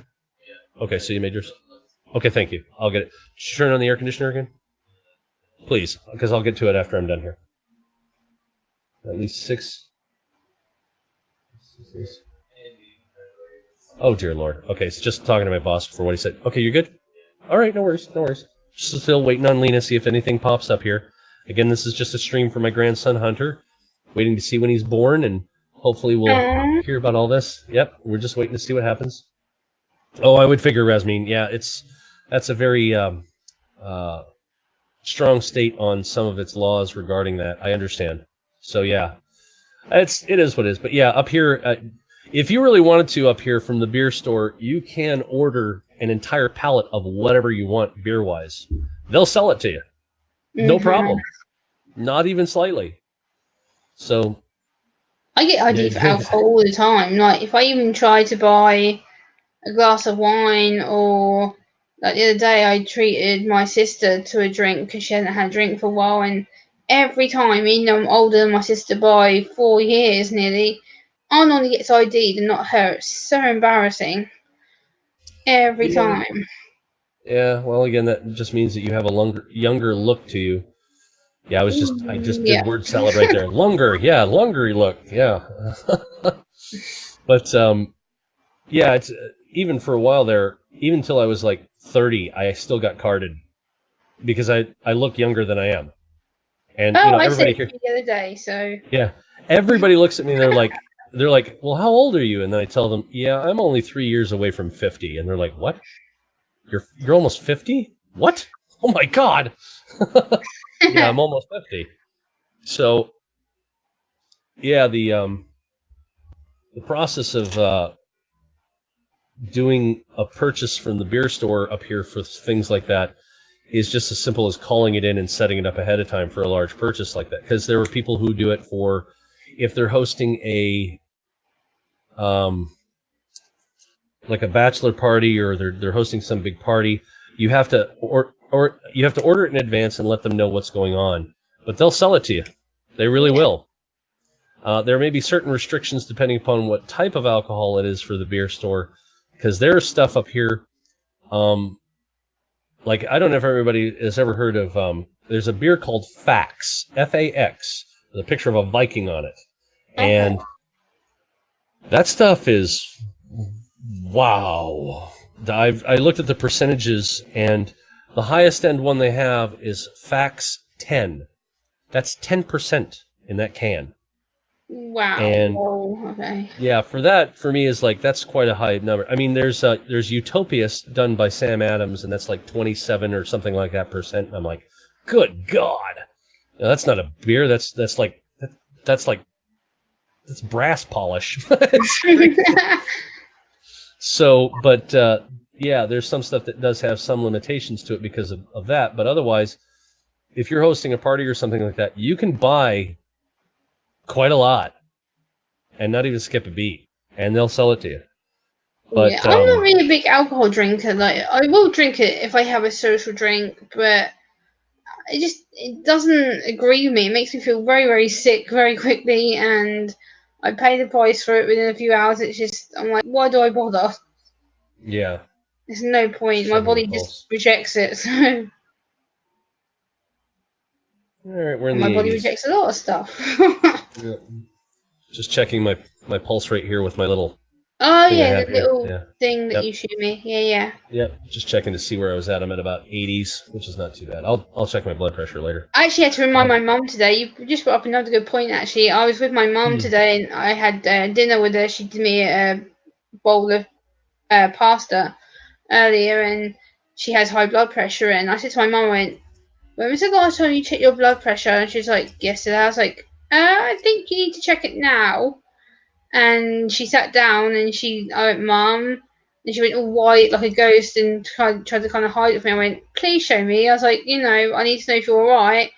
And she showed me. I was like, yeah, that's a borderline hospital admission, Mum. That's not great.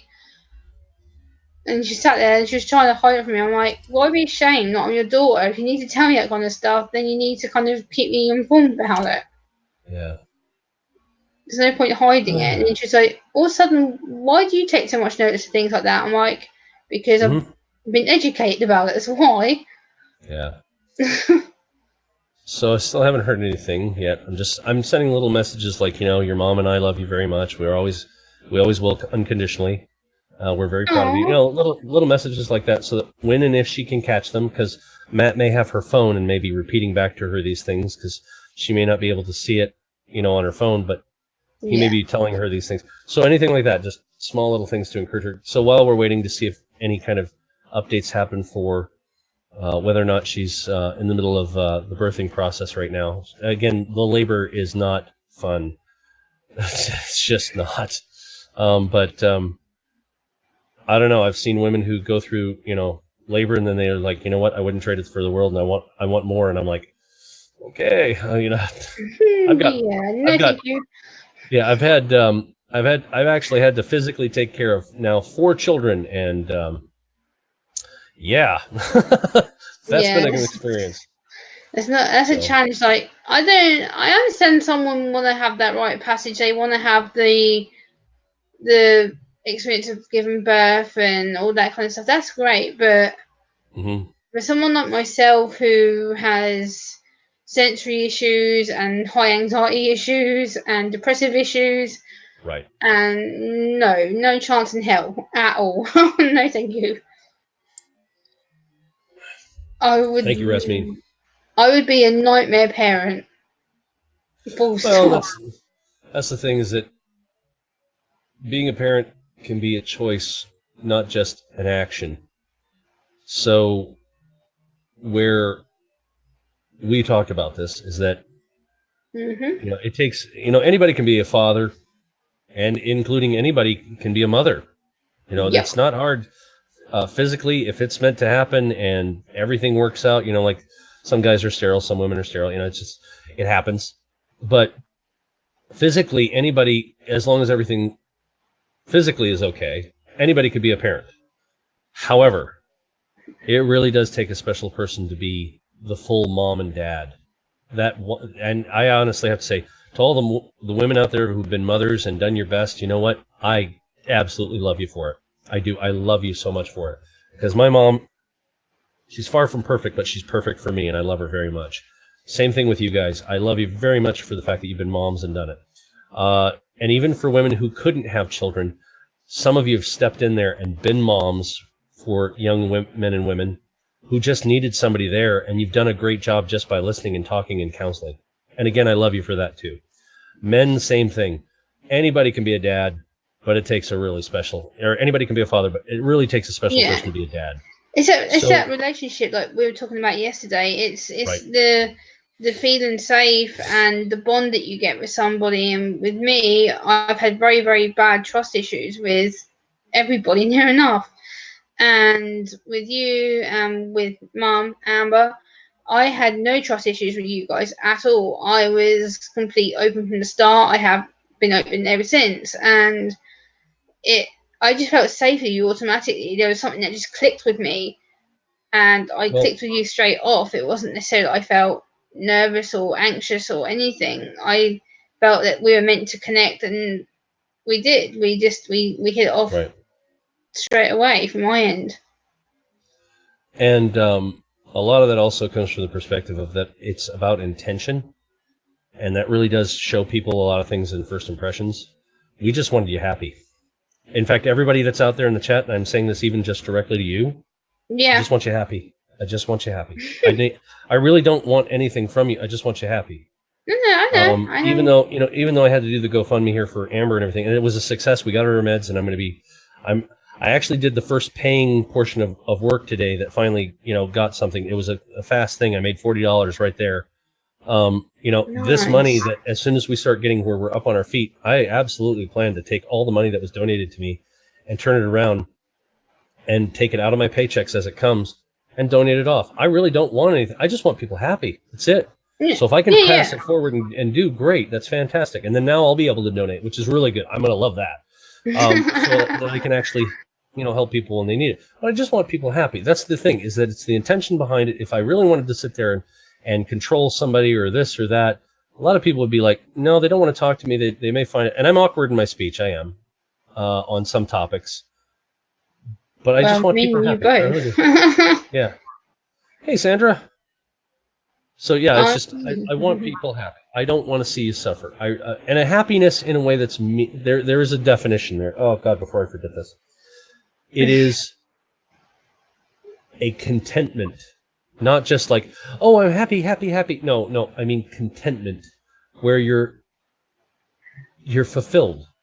yeah, You're content. You don't have needs or wants that overconsume you to the point that you can't do anything with it. You actually get to sit and just be you yeah. and be content and happy with it. I really don't want anybody to suffer with anything outside of that. And we all do.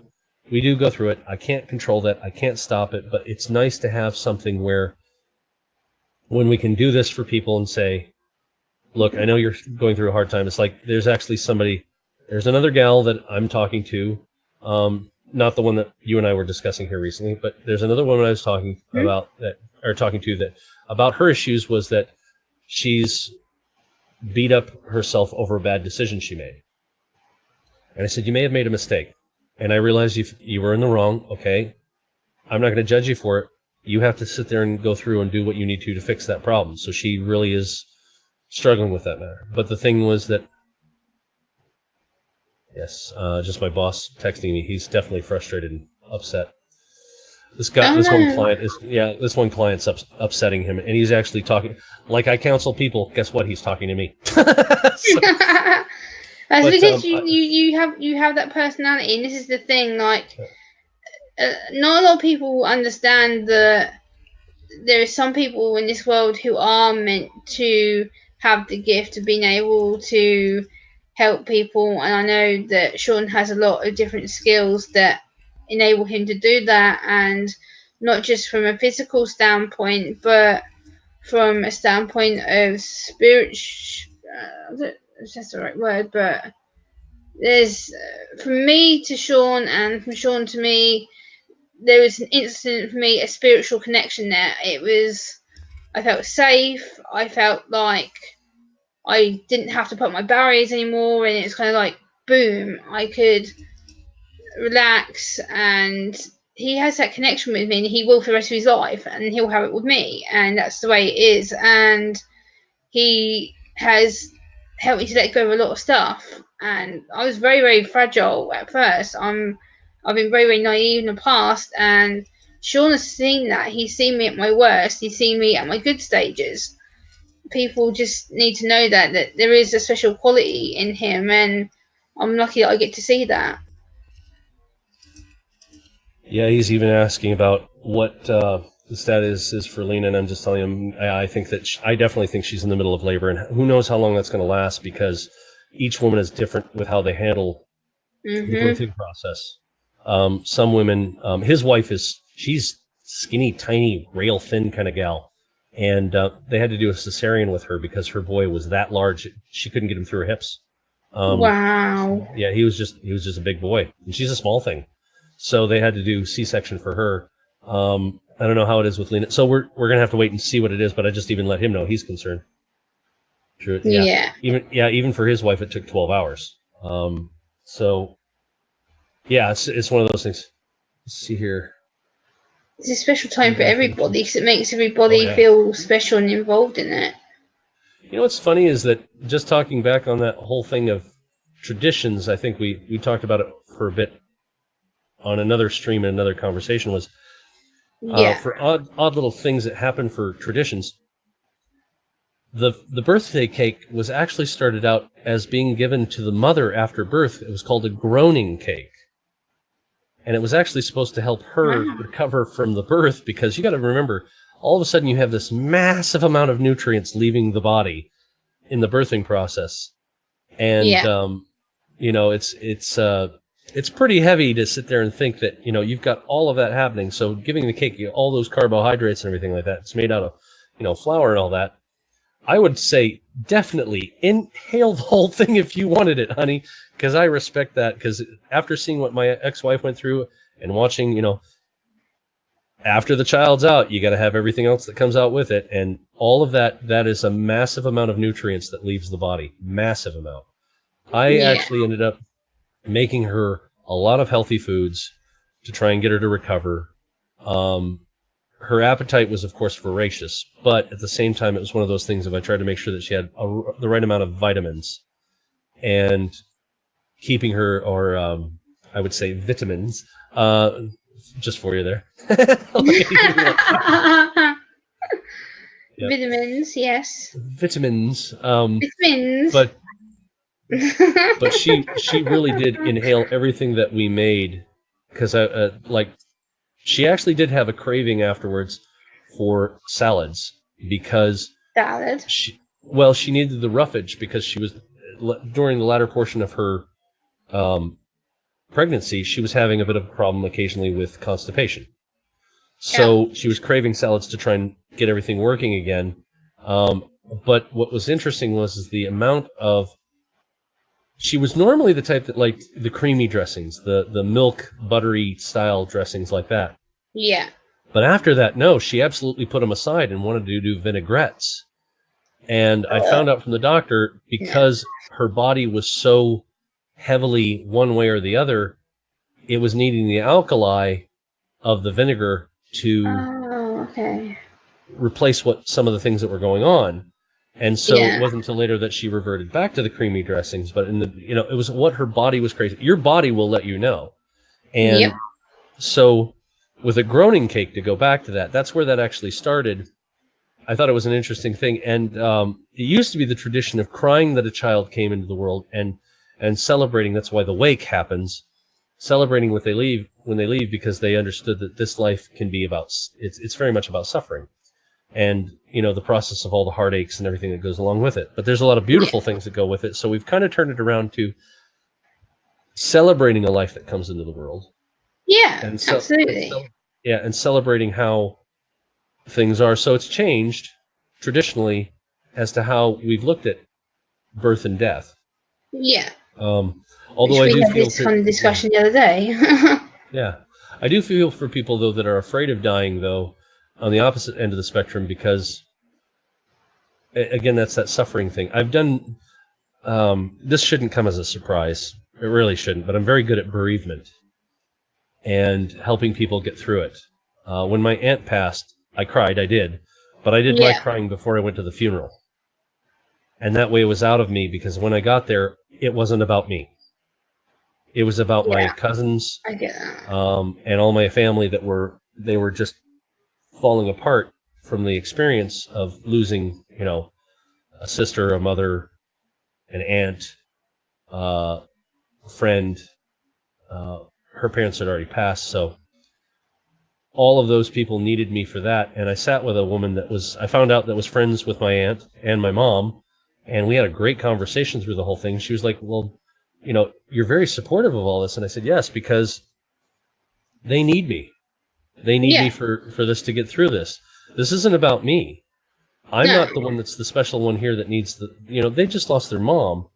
And unfortunately, my uncle, I found out later, wasn't really, I don't know if he was dealing with this, just was turned off his emotions for it or whatnot, but he just didn't do this very well, in my opinion, for how he handled the whole loss. Mm-mm. And it was just awkward. But for my cousins, I was surprised that my cousin Jim did so well, and he's the one that has difficulty with crowds and any of this. He couldn't even see his mom in the hospital. He was falling apart, and he couldn't handle it. But at the funeral, he was stellar. I mean, sterling effort kind of thing. Just wow. Stood up and was really the man that he needed to be for not only his family, but everybody else in the extended family and friends as well. He really did a good job. It was my cousin Lucy who put on a fake front to cover up what she was really feeling, and fell apart right there when she was giving the thanks to everybody.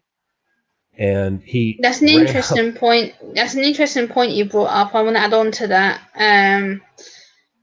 Put not a fake front as such, but putting on a defensive barrier, or masking, as it were. It wasn't fake like it was like a bad thing. It was a protective measure. Yeah. That's what I'm trying to say. Yeah. It's people do that out of fear, pressure. Like, you know, I was told at my grandma's funeral back in December that I wasn't Mhm. allowed to cry, and that if I cried, Right. it was a disappointment to the family. I wasn't allowed to show any kind of emotions whatsoever, and to keep my behaviour to myself, and not to show that I was physically upset or mentally upset. And I had to hold these feelings in all day, starting from 9 in the morning. I knew the funeral was going to be in the afternoon, but no, we're going to be spending time around families' houses and stuff. And for someone on the spectrum like myself to hold all my emotions in, by the end of the day, by the actual funeral, I was Mhm. ready to burst. And I had to stand there knowing in my head that if I dared do anything whatsoever, I was going to get the most biggest bollocking of my life.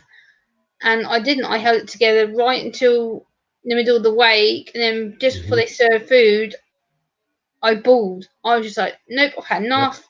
I can't do this anymore." Enough's And enough. yep, I got pulled aside and given the most biggest bollock of my life outside. So And that's it's unreasonable. hard. Yeah. Groaning, or not groaning. Sorrow and loss. No matter how people think that it should be one thing or the other, it's different for each person. I mean, and I respect that some people can. The way they deal with it is they bottle it inside, and then secretly they'll go in a closet even to make certain nobody sees them go through what they do, and then Yeah, cries and falls apart. So I really do respect them for that when they have those moments. But at the same time, I also respect how some people will just let it show. And either way, there's nothing wrong with it. But that's the thing, is that process of life and death. We should look at how it's just the same process. Again, it's how people may feel or believe that what happens after this lifetime, yeah, how they make peace with it. So coming into this world, we all celebrate in a wonderful way, but it's the losses at the end that leave us with, I think, more questions at times than answers until we come to our own peace with it. yeah, So I'm looking forward to seeing what happens here with Hunter when he's born, and how those two are going to respond, because now I get to be the grandparent that gets to sit there and go, "Wow, that's pretty cool. You guys are doing awesome." You know, and I get to be the supportive one that gets to sit back and smile and go, "I know how awesome that feels." yeah, yeah. Definitely. This is the Yeah, thing. and It's such a special time because like I say, it makes you think about life and the perspective, and mhm, it makes you feel so nice knowing you've got something so happy to celebrate, and it mhm, makes you think about so much more in perspective. Like I've sat here today going, "Oh my god, my dad's gonna be a granddad, and I'm gonna be supportive mhm, and know that he's gonna be excited." And being on your panel here, I'm like, I'm sitting here just wanting to be woohoo and stuff, but I want mhm. to that I you, wanted you to, yeah. I figured since you were here and you wanted to experience it, I figured, okay, let's bring you up, because I know that some things had changed outside of some focus of some other stuff that was going to happen, and it's like that's not my control. I have nothing, but so you wanted to come up, okay, here you are, and yeah, experiencing it at this point in time is it's a moment that I figured that would allow you to see and allow other people to see how we talk with each other, so that it's not. yeah, You're not going to get anything different from me like this. This is exactly what you see is what you get. yeah, yeah, I'm yeah, not going to change it. absolutely, I mean, I may, in my own moments when I have my own anxieties and things like that, I will go away to shut down so that you guys don't deal with that, because it's me trying to cope with that. But my genuineness about trying to be real with you guys, this is not going to change. This not. no. So I know behind the scenes, Sean's exactly like he is now on the camera. Off camera, he's exactly the same guy. I've chatted to him for several hours, and he's exactly the same how he is now, and that's yeah, who he is. So, and it's the same with me. I'm the same person I am off camera as I am off camera. I don't change. yeah. I'm yes, Well, I may be a bit more awkward, but well, that's yeah, fine. Yeah, we've had that conversation. I think our long one was about almost 5 hours of just discussing everything about. We were discussing about autism, psychosis, all the things about what was in between. It was a very healthy conversation of it. Yeah. It was very intellectual, which was very refreshing because I love having those. And That's because my brain works on logic, and I can't work on anything else. My brain is what I describe as a dictionary. It's constantly wanting to add stuff, and if I can have a deep discussion with somebody on a really good, healthy subject and open myself up to learn new things and to go, you know what, switch this part in my brain off that's not working and take the information on so that it is working, so I can go, okay, this bit sucks, this bit's working, and I just balance it. So it's good for me because it helps me to self cope and self soothe, and having that therapy is godsend to me. mm-hmm. And I'm just Not nuts. good. Not good. I'm gonna have to talk to my doctor.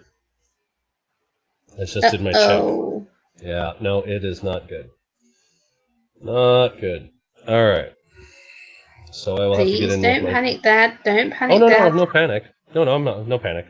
I just know that I got to talk to my doctor. I'm gonna have to make an appointment tomorrow and say, hey, I need something else. Yeah, I think so. Yep. After our discussion last night. Yep, I'm definitely going to need something else. And I think I know why this is. Again, that this is releasing a lot of the uric acid into my system, and it's treating it as if it's a foreign circumstance here. I need to have this taken care of relatively soon. So I'll have to talk to my doctor first thing in the morning and say, hey, can you get me an ASAP? I'm going to have to remind you as well. I'm going to have to text you and be like, Dad, book a doctor's appointment now, please. Yeah. Yeah, I'll give them a call. In fact, I'm going to check out to see what time they're open. Oh, no. No, actually, I don't need to lie down. I just need to just stay calm and be cool. The problem is that my blood pressure is high. It is high. Right now, I am at... I don't want people to panic. I'm okay. So I do have things that I can work with. Last night, Gemma got to see me where I had to reach out and use a gummy, because I use those occasionally for what it is. And I was live on camera with her the whole time. Yes, he was. Not on a stream, but I was just talking with her in a private chat the whole time, so she got to see me. I had my moments of slow, but it did bring my blood pressure down. Bad, though. Yeah. Well, I had my moments. I did. Trust me, when I can actually remember very clearly how it was, I was like, "Oh boy, isn't this something special?" I must say, it was just a case of it's a self-soothing thing. It's medicine that he needed to take. It was to help him calm. It was helping to relax. It was a use of making the body relax, and that's it. It was a straightforward relaxation course, and he showed me the process. He showed me what it's like to go through the processes of being a little bit stressed, and then all of a sudden, a few minutes later, he's calm. He was chilled, and we were still being fluent the whole time. We were both still talking, and it didn't affect him as in communication. It was just that he needed a bit of a time to relax. That's it. It wasn't necessarily anything to worry about, and people shouldn't worry about. This is the thing. Medicine is medicine by the end of the day, regardless if it's a CBD thing or if it's an alternative medicine. It's needed for relaxation or otherwise. That was the whole thing. She got to see it where I'm not embarrassed to show when I have to do those things, and I have no problem. I'm not embarrassed either. Yeah, but it was the thing is that people can see it for what it is, and that way they understand that I'm doing this to try and make it so that I stay alive, Yeah. So it looks like I'm definitely going to have to. I know, and I understand. And I appreciate the worry there, Resmeen. I do. But I'll be okay. So all it is that I'm just going to have to talk to my doctor and say, can you please give me something for this? So I'm probably going to be on high blood pressure medication here soon. The numbers were not pleasantly put out there. I know that people are going to worry, so I might as well just say what they are. I was at 148 over at 106. That's way too high. That's way too high. So what'll happen is that I will have to probably take a little bit here in a bit, and I may have to end the stream in a little while so I can deal with this. But it is what it is. And I was fine this morning. I was actually around 128 over 80 something. I forgot what it was. But just as the day has gone on and how I progress through my day, it's not so much a stress as it is chemical. You got to remember that even when you drink alcohol, your blood pressure rises because you're dealing with a substance that's like a poison in your system. Yeah. The allopurinol I'm taking to get rid of the uric acid that causes my gout, it's liquefying and getting rid of this poison that's in my body. But it's now floating through my body, and my body's going, this is horrible. You're under stress. You're under this. And so it's arbitrarily treating this as if I've got mental stress, but it's a physical stress. So it's really weird. Yeah, exactly. Yes. Thank you, Todd. That's exactly it. And for anybody who wants to see it, because I'm not afraid to show it, just so it is what it is. But here it is on camera. These are what I use. And I cut them into 4. Yes, he does, yeah. So I don't just eat one whole bunny. My God, I would not even know my name for the next week. Holy crow. Yeah, I wouldn't even be able to concentrate on the fact that I was breathing. Breathing? What's that? Yeah, it's like that. But this is the size of them normally. So they're about like that. And I cut them into 4 pieces. So a quarter of this is about like that size. So this is the bottom of the bunny, and here's one of the ears. So you can see that that's about a quarter of it. So I cut them into 4 evenly, and it makes it easier for me to maintain some kind of stasis. Because if I take, I've accidentally taken too much one time, and I remember how difficult it was to maintain any kind of sense of what was going on. I kind of like to at least keep. I really do value my sobriety. Let me say it that way. I value my sobriety above everything else that I have that goes on within me. Because I can actually maintain a good look as to what's going on, be the best response, kind of person at that point, to where you ask me something, I'm going to give it to you, as, okay, this is what this is. Well, here's what I'm feeling. I can be best response in that way. But with these, I don't like to be so high or so deep into the medication of this that I lose myself to the point that I'm just doing it for escape, or just doing it because of the fact that I just want to lose myself for a moment. I can do that in meditation. I can lose myself in meditation inside of a few minutes, and you won't even know that I'm even breathing, because I'm breathing so slow and I'm just gone. You can snap your fingers, you can do whatever. I'm so focused on what I'm doing that I just disappear. And my body's there, but mentally I am in my zone of where it is that I need to be to just focus on something. There's no, I'm not sitting there chanting or this or that. I'm just focusing on breathing and being. Ultimately, the goal of my meditation is to pay attention that I'm paying attention. Or another way of saying it, as weird as it's going to sound, is being aware that you are being aware. You're actually reflecting and watching yourself watching. It sounds strange, but that is the ultimate goal of meditation, because then at that point, you know who you are. You know what it is. It's not impossible, Todd, but it takes time. I honestly have to tell you, practice. I've been a practiced meditator for 17 years now. It's not been an easy road in the first year. Oh my God. I wanted to scream. My mind was just going a million miles a minute and all of that. But that's the same thing that, as I said, once I started learning Lamaze, which is the beginning of meditation for some people, once I started getting to remember what that was like, and then starting to learn how to do real meditation techniques without having to deal with all that, I was able to slow myself down. A good example, you know what? Here, let me do this. I'm going to show this. This is a neat experience. I'm sure I'm probably around 90 beats per minute right now, and my blood pressure is whatever, but I'm going to do this. I need to get a couple things out of here real quick. Let's do this. Get some stuff off my desk so it's not... Sorry, I wish you would sod off, because you're really starting to hurt me, and that's not even funny. Oh, you having the pains? Mm-hmm. Mm-hmm. All right, let's do this now. I'm going to see if I can get this set up here proper. I'll show you what meditation can do. This is actually really cool. All right, so I'm going to switch cameras here real quick. Let's do this.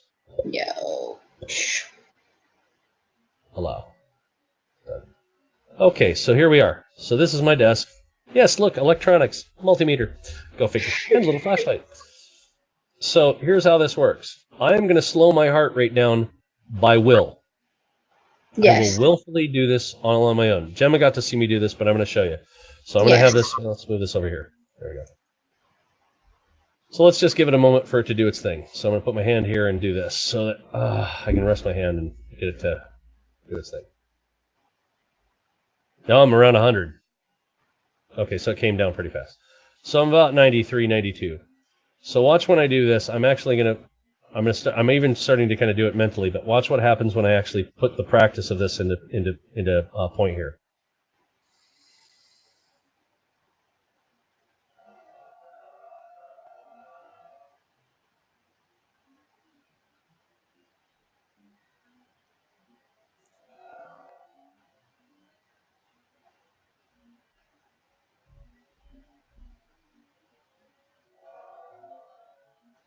So you can see I actually got it to drop for a second. I actually am focusing enough, and I'm still kind of like, I'm kind of hyper actually excited to be here, so that's kind of like why I'm a little high on that. I haven't taken any gummy, but I'm kind of like high on my excitement for this. Yeah. So you can drop it and get it there, but in order for me to do that, I have to stay completely focused on it. Let me put the camera back to where I was. So I can actually get it to drop, and I've actually had it to where even when I was at 92, 93, I've gotten it down to where I was at 76. Yeah. But I have to focus completely. I have to push everything away and make it so that people can see. I may do that one time, and I'll say this is going to be a very quiet stream, but I want you guys to see what happens when you calm yourself down through meditation to where you just let go. That was actually very calming. That little practice I did. I like that. Which is what I'm trying to do right now. So I'm trying to focus on... Calm yourself? Yep. Okay. And again, the same thing is that... ooh, Rasmeen. Yes, walking awareness. Feeling every footstep. That is Thich Nhat Hanh, a Vietnamese Buddhist monk who actually showed me that when I read some of his books. Walking meditation. Wow, that is amazing. To go around the park here and feel every footstep and walk with an intended awareness, to intentionally be aware about what you're doing, is amazing. It's a wonderful feeling. You just... I almost fall into it right now. It's wonderful. So, what are you showing me now here? Oh, is that your screen? Wow. He got a second monitor. He's kind of proud of himself that he gets to do all these cute things with it now. Oh, nice. That's AJ. Mm-hmm. I know. And guess what the frame rate's like? Well, Oh, You please, said what, anxiety, 60 to will 100? you stop? Ow. This has been 4 days now. This is driving me nuts. Ow. Oh. They can't give you any kind of like muscle relaxer that's non-narcotic, can they? I don't know if they could do that for you. I saw my social worker today, and she put in a prescription to. I've got to go and pick some anti pain medication up tomorrow, but this is crushing my ribs right now. It's really not nice.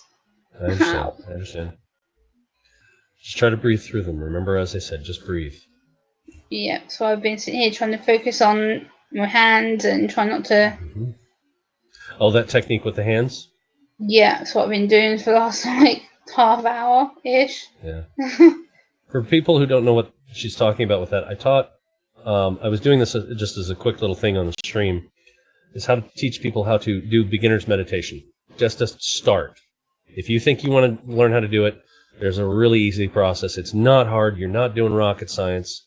You're not having to sit there and, like wear 5 different types of different colored underwear and, stand on your head and do it. No, you don't have to go crazy. Just take your hands and put them together for a minute.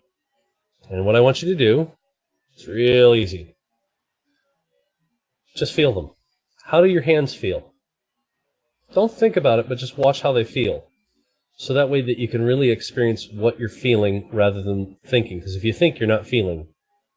Thinking is allowing an image or a form to come into your head, or thoughts of words and things like that to come up. Feeling allows you to be there with it. And what you should feel is that they start to feel a little heavy and light, expanded, and numb all at the same time. Yep. And all you have to do is just focus on it and let it be. And the more that you focus on this, the more you are experiencing who you really are. And that's the secret of understanding meditation, is paying attention and focus. Everything else is whatever. All of it is abilities to distract you so that your mind is not running a million miles a minute, and you can actually focus on how it feels. If thoughts come up, gently set them aside, come back to it. I've done meditation videos on this already, but if you haven't seen them, you can go back into the episodes, some of the early ones, on how I teach that one methodology to just go through it. And she's using that now to just deal with physical pain. Yeah. It also helps with anxiety. It helps with depression. If you're in the moment of now, you can't be depressed and you can't be in anxiety. The reason being is that depression is thinking in the past, therefore you're in the past, and anxiety is thinking about the future, so you're in the future. But if you can be here now, neither of those control. So that's only the reason why meditation is needed for that. Otherwise, you can be better. Okay, you getting there? Okay, good. Yep. Bits and pieces. That's fair. Bits and pieces. You can't eat an elephant in one bite. You got to do it in bits and pieces. And trust me, right now, I'm getting hungry. I haven't even had the gummy yet. Good Lord. But that's pretty much where we're at with that. I'm just looking to see if there's anything new here. I don't see anything yet. She is now fully on 2.5 hours of no contact on Facebook. Because you have the symbol for 2 hours. Yeah. So, yeah, I look back in the time. It's about 2.5 hours that she hasn't been on Facebook right now. So she's probably right in the middle of it. Yeah, I should imagine so by now.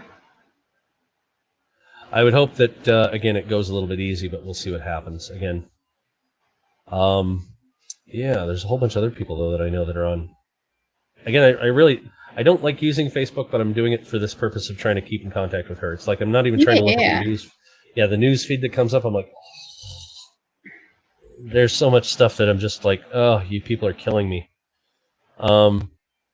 I really wish it wasn't that way, but it is what it is. I have a Chinese friend of mine, though, who does occasionally post some really beautiful things. He's a Christian man. He lives in Hong Kong, and so I've been worried about him. He actually gave me a couple of books, one on Jesus Christ, a real thick, nice piece, and then a couple on for the tenets of the church and things like that. So I'm looking at his picture here. Oh, he's in Melbourne now. Oh, wow. So he's actually visiting Melbourne, Australia. Oh, wow. Nice.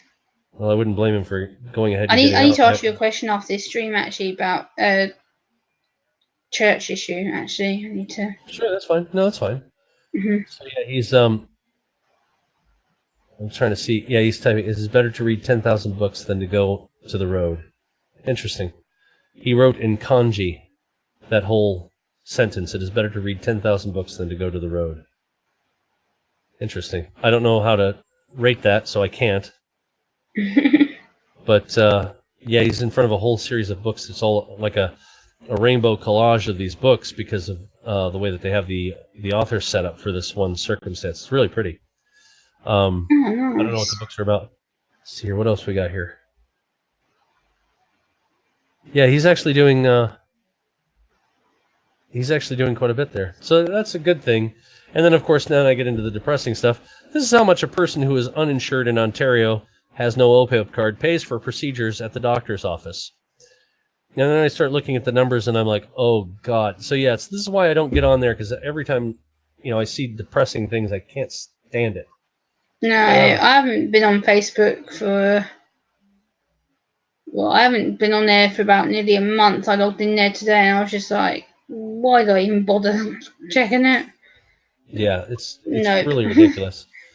So if you don't have the OHIP card, which takes a minimum of 3 months of residency to get, you have to pay out of pocket. It's not like, oh, you have free insurance. The minute you walk in, poof, there it goes. No, it's not that. So, yeah. Wow. So Angelina was actually leaving some things for her mom too. And this was back in July 14th. Yeah, see, the problem is that the feed doesn't accurately represent when things are actually happening. I hate that. I like to do the most recent, not top comments or top stories. I like to do the most recent. So. Yeah. So, yeah, there's too many depressing things that come up on my news feed. And I mean, I love my friends because I've grown up with them. I've gone to high school with them. Family's there. Some of the stuff I'm just like, you know what? There's a song. It comes down to mind over matter. It comes down to what you're willing to accept and what you're not. And we've spoken about this on the private call, and it's about training your mind to accept the positive stuff over the negative stuff. And it's a constant battle with everybody, but especially if you know that you're vulnerable and you're going to get triggered by it, you need to make that choice whether you're going to put up with it or not. Yeah.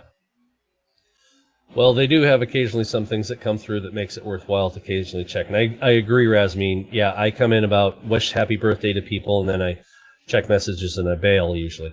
This is the longest I've been on Facebook in months. And I do mean, what a long time. It took me a week of being on blood pressure and medication. Good to know. All right, thank you for that one, Todd. I needed to know that because for me, it's like this was a bit alarming. I know that I'm actually calming down a bit. I'll probably check it again here in a bit. Because I'm also using, I'm mashing the gummy I'm going to take, so it's kind of like a fidget kind of thing. It's like, you will take this pressure. I will make that he will be fine. I will go on a protocol call with him. He will be absolutely fine. I will make sure that he takes his blood pressure again, and I will make sure that he is safe. So don't worry. I will be going to a protocol call with him after the stream. So yeah, we'll talk about it. Yeah. So there's only a few things that do pop up. I do have one friend though that loves to put up comedic things all the time, which is hilarious. And it's like there's a cartoon of two cats. It's cat in training, and the one guy's got the tie. The one cat's got the tie on with the clipboard, and you see a coffee pot and a coffee mug, and it looks like the first cat that's in training is going to knock over the coffee pot, and the one says, "Whoa, knock over the mug, not the coffee pot. You're a lovable jerk, Dave, not a barbarian." So it's like. Those are good. Those are great. But yeah, I'll scroll down and it's like the next thing I'll see is, people who are sitting there talking down about one thing or the other, or, this whole thing about how my feelings are on this versus that politically. And it's like, you know what? I really don't care anymore. I mean, I have my politics and all that, but I really don't care anymore. Yeah. I mean, I will voice my politics when it's needed, but at this point in time, it's like when I want to sit down and look at Facebook or something like that, I'd really just like to kind of kick it and look at some good news. But there's nothing out there. Social media is designed to... Do I have an update here? No. Okay, sorry. Thought I saw that. It's designed to hook you on a depressive state so that when you do have the likes and things like that, it kicks the endorphin in. So it's like gambling. You get the win and you're like, yes! And you're so depressed as you're putting in the coins for the slot machine or something like that, or you're playing cards or whatever. And then when you get the win, it's like, whoa, that kind of thing. You get that rush. So it's designed to do that to you. So those likes, those little lovable clicks, those delicious little clicks are meant to make you feel amazing. Yeah. When everything is bad. So it's designed to do that. And I can't stand it. So I purposely stay out. So yeah, for me, this is the longest period of time I've been on here so far, and this is going on now well over 2.5 hours now. So Oh wow, somebody's selling a Keurig. I don't drink coffee anymore. I haven't drank coffee in a while.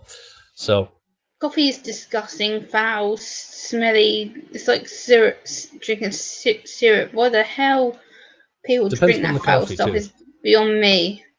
Well, and I wouldn't disagree with certain types that are out there that I would say that are just, I can't. It's like, I honestly have to say, when I did drink coffee, I could not stand Starbucks for the life of me. Oh my God, it was like scraping my tongue with a dirty scraper from somebody's oven that had been baking in burnt bacon for like years. It was just horrible stuff. Oh, it was gross. I could not stand it. But I actually used to like Dunkin' Donuts down in the States and Tim Hortons, which is here. And I also used to like McDonald's actually got a good set of beans for their coffee before I quit. And that wasn't too bad. So if done right, you use the right cream, the right sugar for those who want that. Some people like it straight black. It's fine. They like bitter drinks. This is like with me with certain beer. Believe it or not, I used to be a hophead. I liked the bitters. I liked, that kind of stuff. So not everybody does. But no, that's cool. It just depends. Like most people are like, how can you drink Guinness? And I'm like, lovingly. Oh my God, it's like drinking petrol. Ew, no. Yeah, see, and that's the thing is that it's an acquired taste. Not everybody likes that.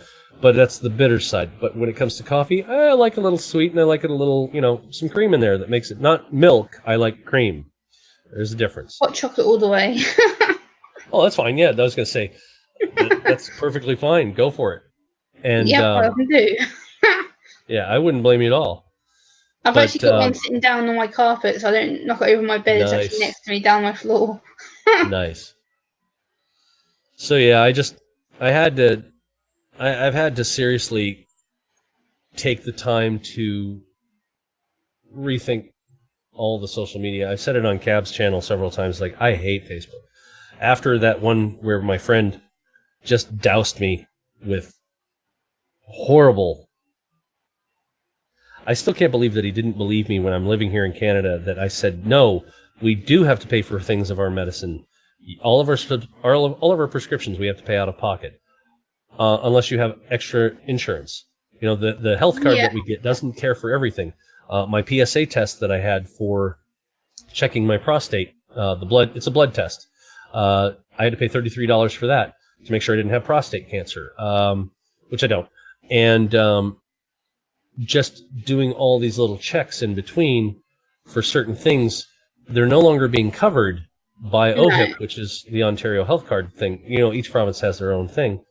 And I just couldn't believe that he didn't believe me. And he talked to his other friends and said, yeah, they're saying you're lying and I believe them over you. And I was just like, dude, you've known me since we were like 15 and we're in our 40s now and you're doing this to me now? What the heck?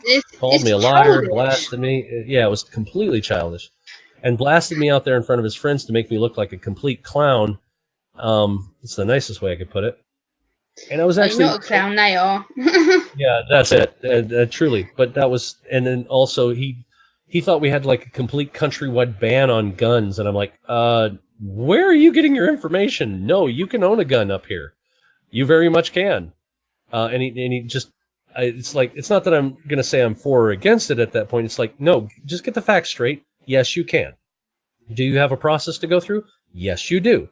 Do you, can you get the licenses for it up here? Yes, but you still have to go through the background check, all the other check, because the police don't just check to see if you've got no crimes. They also check, with the doctors. They go through the whole rigmarole with that to make sure it's all on the up and up.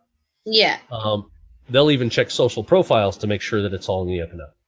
So it's not like you're just handing these out arbitrarily. But once you get one, you can buy a gun. You can walk right into the gun store and buy one right there. But he even said I was lying about that. And I'm like, what? Where are you getting your information? Tried to defend myself a little bit on what I could, but he blocked me, so I couldn't respond. Yeah, and I'm like, childish. What the hell? Yeah, so I knew him you got to figure I've known him for what, 32 years now? Wow. And this happened just like a year ago.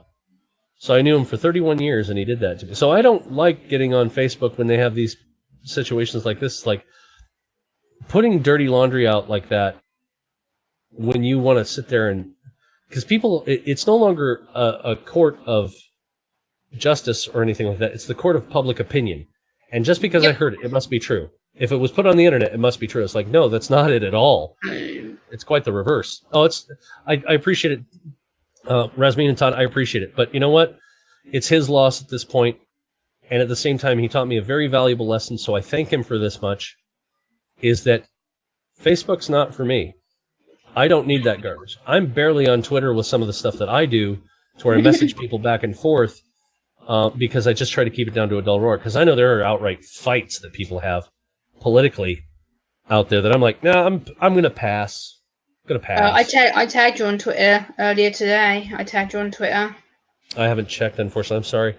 It's okay. No, And then, of I course, will. my cat is right here. George is... In fact, Oh, let's see if I can get, kitty! yeah, let's see if I can get him here real quick. I'll change the camera real quick. You doing that, buddy? Huh? You doing that? You right here? There he is. Yay, kitty! There he is. Aw. There's my Georgie. Isn't that right? Oh, Yeah. kitty! He's so cute. Yeah, Oh, he's the one that adopted me. Yep. yes. Now he's gonna just lay down and knock everything of mine over, aren't you, buddy? Mr. Furby. Yep. Aw. Yes. Aw. He does this kind of thing. He's laying down on top of all my mail and everything like that. So, aren't you? Aren't you? It's because he can. That's because he senses that he needs you. Yeah. This is blood pressure medicine right here too, because Yes, as I'm petting the animals. cat, it's been proven that as you're petting animals, that will help reduce blood pressure. So he's actually my medicine. George is my medicine. That's how it is. George is my medicine. He's gonna put fur all over my desk, but you know what? I love him anyway, don't I? I Yeah, know. you loved it. You Pets loved it. pets are good for that. I was petting my mum's dog today for two and a bit hours. I was just sitting there going. Yeah. He's just being a love. He's rubbing up against my hand. He's just like, I love you. I love you. I love you. Yeah. That's a good Yep. benefit of having pets because, like you say, it's a form of therapy as well as doing meditation and other stuff. It's known that it can help reduce your body and stress and I gotta do this again. yeah. This is so. Oh, he's being completely pathetic. Oh God, is he being pathetic? He's already and kisses and rolling over, showing his belly and trying to basically say, "I want you to love me." Here he goes. Here he goes. And then he tucks his head over and bares his belly for me. Yeah, is that it? Oh, you got your claws on me. Is that it? And licks. Is that it? Huh? Oh, he wants attention. Yeah, he's really wanting attention from me. You gonna play with all the mess on my desk? Is that it? Huh? You gonna Muck the knock everything desk over? up. Yeah, he's mucking up my desk and then some. No, you don't get to play with that. Come here, you. Come here. Let me love on you, you little snot. There he goes. Yep, there he goes. Yeah. Yep. So, yeah, he was doing that. That was so cute. I had to do that. Yep, creamsicle, orange and white. Him and his brother, we named him George and his brother Fred, and they're both orange creamsicles, and these are the Weasley twins. So, and they are from the same father. We know his father. Aww. Yeah, he's doing. In case you didn't recognise the name reference, it's two characters from Harry Potter. Just to throw that out there. Yep. You're such a love. I'm a You're Harry such Potter a geek. love. What can I say? Oh, I don't blame you, actually. I remember when I read the first book, it was so wonderful, and it was so enriching on the story that I couldn't help but, after the first 3 chapters, I realized I could not put the book down. I was so enamored with the writing style and how she presented it. Just clean my bookcase. I have a pile of paper that I expect to be all over the floor in the morning. That's about it. So, yeah, because I was going to say, I've actually had to take bags of papers that I was throwing away and put them in the bag before the cats get on it, and then they and just spread out all over the place with them. And yeah, I've had a stack of paper that I was just old stuff that needed to be thrown away. I've had for like decades, stuff that I was like, why are you holding on to this? And so then I lay it out, and there'd be like a massive, it was like they were using it as a slip and slide. It went from one end of the room all the way to the other. You could tell it was like they jumped in it and just went zzzz. So, yeah. Yep, there you go. Aren't you, buddy? Huh? Aren't you? You're just loving this, aren't you? So he's doing pretty good. With this, it's just one of those things that I basically give him a little bit of love, and he returns a lot back. He really does. Yeah, I wouldn't blame you. Razmine, I would definitely say, yeah. When you get to that point, you're just, I could pick it up. Why bother? In fact, now he's actually looking at the screen. He's watching people as we're watching him. So if you notice, he'll look here, and he's looking at the screen. He's actually watching himself and you, Gemma. Oh, he's watching me again. Oh. Yep. So he's down there actually. This is the cute stuff that he'll do. He's our TV cat. We'll put on TV and he'll do this. and watch the shows that we're watching, regardless of what it is. So no matter what show that you actually have, your favorite one, or just even stuff that comes up, I think the one thing that he doesn't even pay mind to, which I'm just like, yeah, that's definitely my cat. Blow the fur off my keyboard. Is he doesn't watch commercials. He only sticks around when the show's on. Then he's like, yeah, I'm done. Really? No, I don't blame him. Who would watch commercials? They're boring as hell. Oh, wow. So you have a dachshund that actually knows exactly when you're... That's good.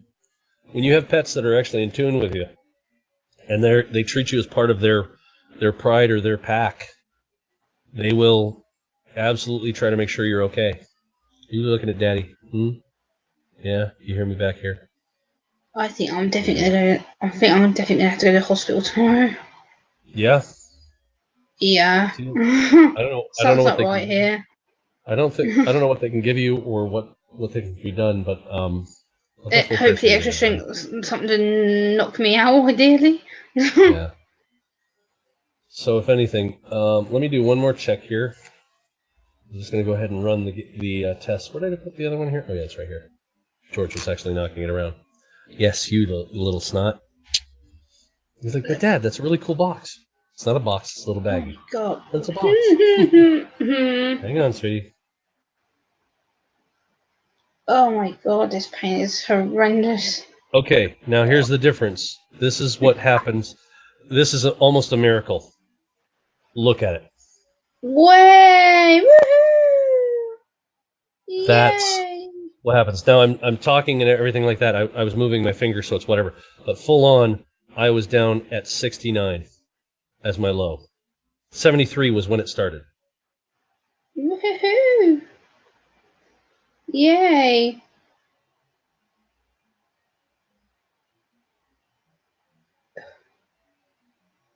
Yeah, my high is 84.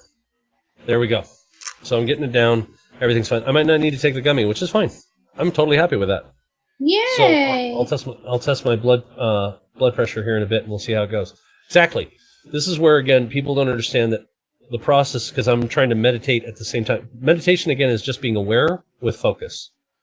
You can be eating and meditate. You can meditate in a conversation because you're watching what you're saying and who you're talking with and the whole thing as a whole. Meditation, again, is just awareness of what you're doing with focus. That's it. So when you got it, it could be really awesome like that. So, I was going to say, is Jenna in here? I don't know if I actually, because I have to flip over to check something here. Participants. Yeah, Jenna's in here. Yeah, Jenna Randolph's in here. Okay. I just had to check. And hey, Jenna. Yeah, she might be just lurking, which is fine. She might be on another stream and just have mine up, giving me watch time. And yeah, I think I'm like 1.4K hours of being watched, which is fine. Ow. So still nothing yet from Lena. Wanted you to know that George is watching me type this message. And even as a cat, he hopes you're doing well.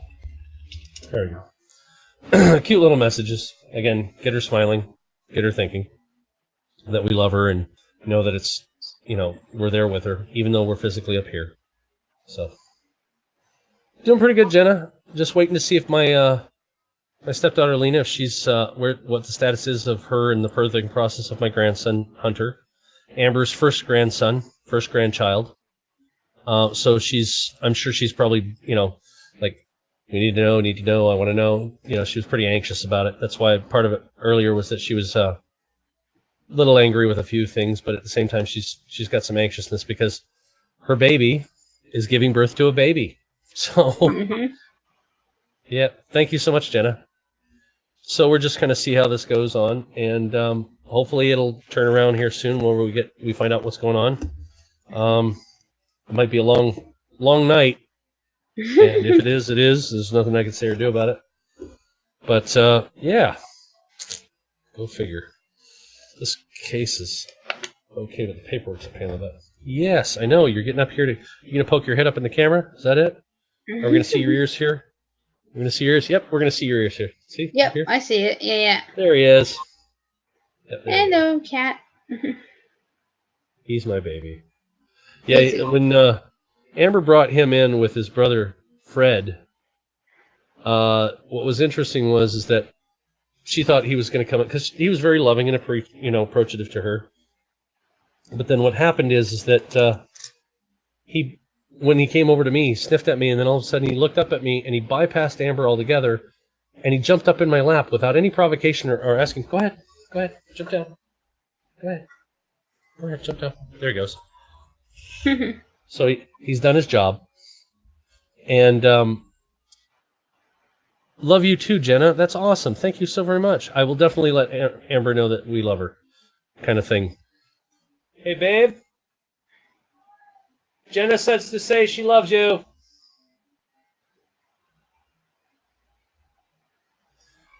Dad can barely hear. Let's see what we got here. So I'm going to start this up again. So give me just a second here. We'll see how this turns out.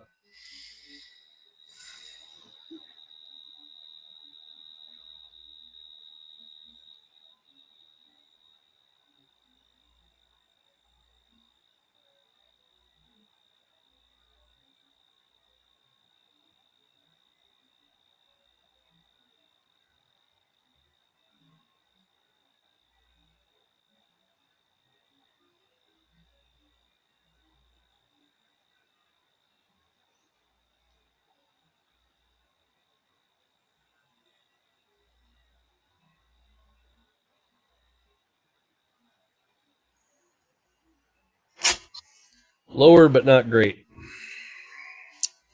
Still high. That's why lower. I can remind you in our protocol that you need to call your doctor tomorrow. Yeah, definitely going to have to tell the doctor to say, hey, I need to get in because, yep, with this medication, the blood pressure goes up, unfortunately, because it treats it as a foreign body, and that way it thinks that it's trying to attack to get rid of it. And again, like I said, with alcohol in your body, your blood pressure goes up because it treats it like it's a poison. Yeah. So it feels distressed. So we'll just have to deal with that. No. Unfortunately, Rasmeen, Angelina's down in Virginia, and we're up here in Canada. We couldn't go because if Amber was to leave, we're still waiting for her permanent residency to be taken care of here in Canada. God, it takes forever. And once we get that handled, we could leave without any problem. But if we leave beforehand, we have to start the process all over again. So it's dumb. It is what it is. I don't like it. But there's not much else I can say or do about it. Yeah, it sucks. So we're having to wait here and just see what happens. I'm kind of hoping that we'll have an answer to something here soon. Maybe just an update or something like that. Keep hoping that her boyfriend will actually message something. But depending upon the circumstance, I don't even know. Depending upon what hospitals have as policies, they might not even let her have her cell phone at that time. So I have no idea. Probably not, I'm guessing. Yeah. So I that know would be the that question is what it is. when my sister was given birth, that she wasn't allowed access to any technology whatsoever, apart from my mum was able to keep hold of her cell phone because obviously the family were. That's how I found out that I was actually naughty, because my mum actually had phoned me 4 times. Yeah. We are now at 3 hours. It just ticked over since the last time Lena was on Facebook Messenger. So we'll see what happens. Yes. Okay, so that's exactly it. Thank you, Sandra. So we're just waiting to see what happens here with this. What are you two doing? Are you playing rough? I love my cats. Boiled, baked, shish kebab. However you can fix them. I know you love your cats. I know. But we're just waiting here. Again, we're at 3 hours here. We're just waiting to see if there's any message whatsoever. Again, inducing into labor is never fun. for any woman, Mm-hmm. and we're just going to have to see what happens. Oh, ow, ow, ow, ow, ow, ow, ow, ow, If it gets really bad, sweetie, can you go in ahead of time before tomorrow? If it gets really bad? I know going into emerge would be like, yeah, going into emergency is like. Well, the walk-ins we'll don't wait. start until 6 a.m., so no. Which is another nearly 3.5 hours away. Yes. So no. Yeah. The only way I Yeah. could get there quicker is if I was to ring up the out of hours and basically get an ambulance and get myself admitted, which I don't really want to do. Right. And So I'd rather just go at into that a point- walk-in and get seen and get out. Yeah, especially since, again, the wait time. Yeah, I because remember if I seeing admit something. myself tonight and go there now, I'm going to be facing at least a 6-hour wait. I know it for a fact. Let's see what we got here. And then by the time they see me and do whatever they need to, I'll probably would end up being there about 10 hours, and the hospital will be the Jeez. worst place on hell for me right now. Sandra, what happened is that she has had such high anxiety, it's manifesting as physical pain. Yep. And this is Look at where... my backside. Yeah. Which reminds me that I've talked with several people on this one, and I do plan to do this again. For anybody who may be interested, I will be doing my psychosis awareness again a little bit sooner than I wanted to for the gameplay again, to show what it is for people who don't understand what psychosis is and how people can suffer from it. That, you know, there is help out there. There are professionals that would love to help. I'm going to do that. And anxiety is definitely a form of the lighter form of psychosis that people can go through. And yeah, it can manifest into physical ailments. God, he's got so much fur that sheds off of him. I'm going to be blowing fur off of my... I'm going to have to take my keyboard apart again just to get all the fur out. So... Oh, boy. Oh, yeah, it took me about a good 2 hours to take my keyboard completely apart while I have a second one I was typing with. I was taking this one apart, and I unplugged it, had another one hooked up, and I was cleaning it. It was a pain in the butt. Yeah. Yep.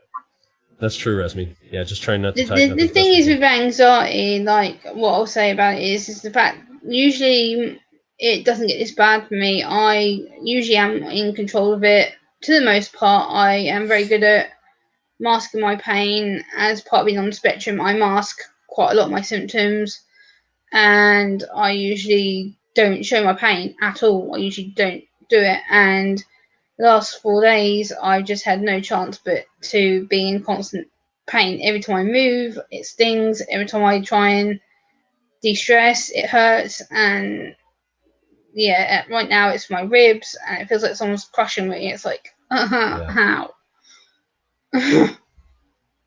Well, yeah, But I'll be fine because once I go into a private call, and it will disappear. That's the way it worked yesterday. Yeah. Well, for anybody who didn't know, again, that we're just we're waiting to see.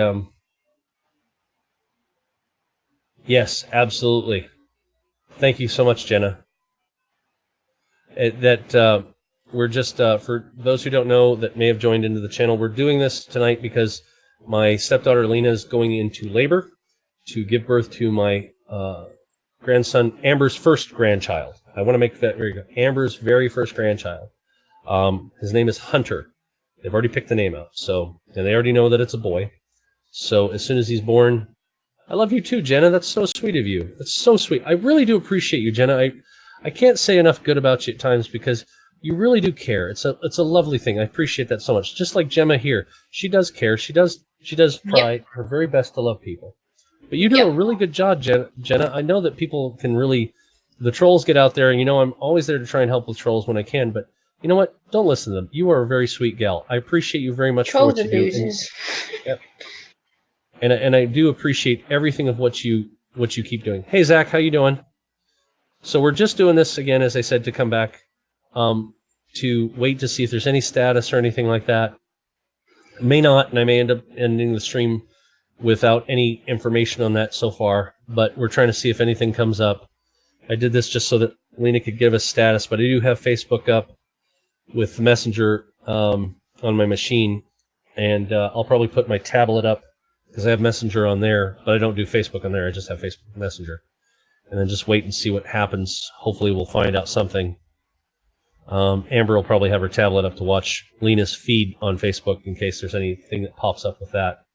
I have a feeling that may end up getting information before we find out anything else too. Everybody wants to put up pictures of, hey, here's our child. It's like, yay! That whole, and I'm not even upset. I wouldn't be. I'm just like, as long as mama and baby are healthy, I'm happy. So yeah. I'm not very selfish about that. So, but no updates. That's because you're not a selfish person. That's why. No. Let's do this. And just gonna say, thank you so much, Todd. I appreciate that so much. Hey, Nike girl. So yeah, we're running this out now. Just to again, this stream was just about the fact we're doing this to again be here for Angelina when we find out whether or not any updates happen when Hunter's born. So we're just watching it. Again, the longest I've ever been on Facebook in it could be even years. I'm not going to even kid you that because even before that incident that happened last year with that one guy that I knew from high school, I really wasn't on Facebook all that much. But this is the longest I've been on. Again, just trying to wait to see if anything happens. So, hey, H7. So we're just going to see where it goes. And hopefully, as I said, it's 3 hours since last time she was on Facebook. Hopefully we'll hear something. Hopefully. And if so, great. But yeah. So we're at the moment that I'm pretty certain she's in full labor moment. Well, I shouldn't say full labor. She's probably in the full scope of starting into labor since they've induced her. That happened at 3:15 was when her last appointment at the OBGYN is. If I scroll back, yeah, she was asking me if I was going to be live at all, and I said yes, I would, because she wanted me to do this. And I'm like, okay, she's my stepdaughter. I love her. Yeah, okay, I'll do this. So my last appointment, OB appointment is at 3:15. And I told her that I'd try and be up here as fast as I could because I had to work. Unfortunately, I came home exhausted and had to take a small nap. I was just knackered, if I can use a term like that that makes any sense. Completely and absolutely kaput. And but just for you guys' information, the way that Dad just said knackered is the most British way of saying it. Just put it out there. Yeah. Completely knackered. Oh. I mean, if I want to get silly, I mean, I know plenty of the words that are used to explain the euphemisms and things like that, idioms and whatnot. It's like right now, I would say if I was going to be whatever about that for Amber, I'm completely chuffed. I am absolutely chuffed. Yes. Yep, just chuffed. Chuffed, my buddy old pal. Yep, I am just chuffed. And so for her, I'm very happy that this is her first grandchild. I'm very happy that she's going to be able to see what it's like to be grandma, and we're going to spoil the snot out of him because Lena was a spoiled little snot herself. Hell yeah, baby deserves to be spoiled. I know I spoil my nephew all the time. Yeah. Well, we've got, in fact, actually, let me show this. There's some things I can show you that we got for Hunter. So I'm going to go ahead and let me do this. I probably will be able to hear you guys now for this, but let me show you this. This is cool. This is stuff that I got for Hunter. Okay. So. Okay.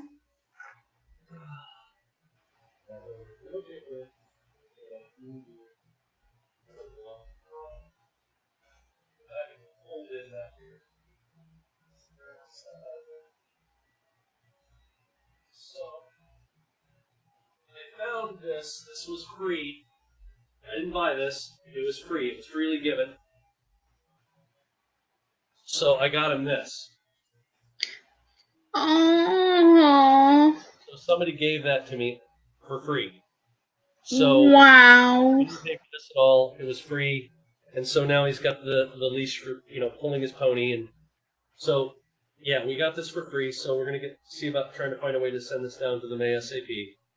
So he's got the rocking horse here. So this is for Grandma. And then a couple months back, when I had money, I bought this at IKEA for like $4 and change. So it's one of those. Oh, Panda!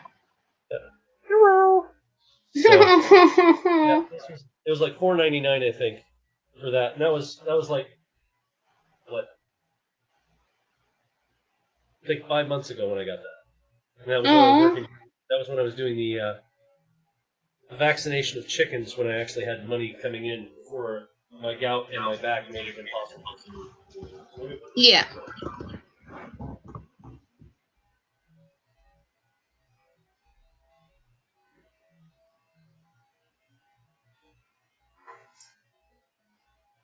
There we go.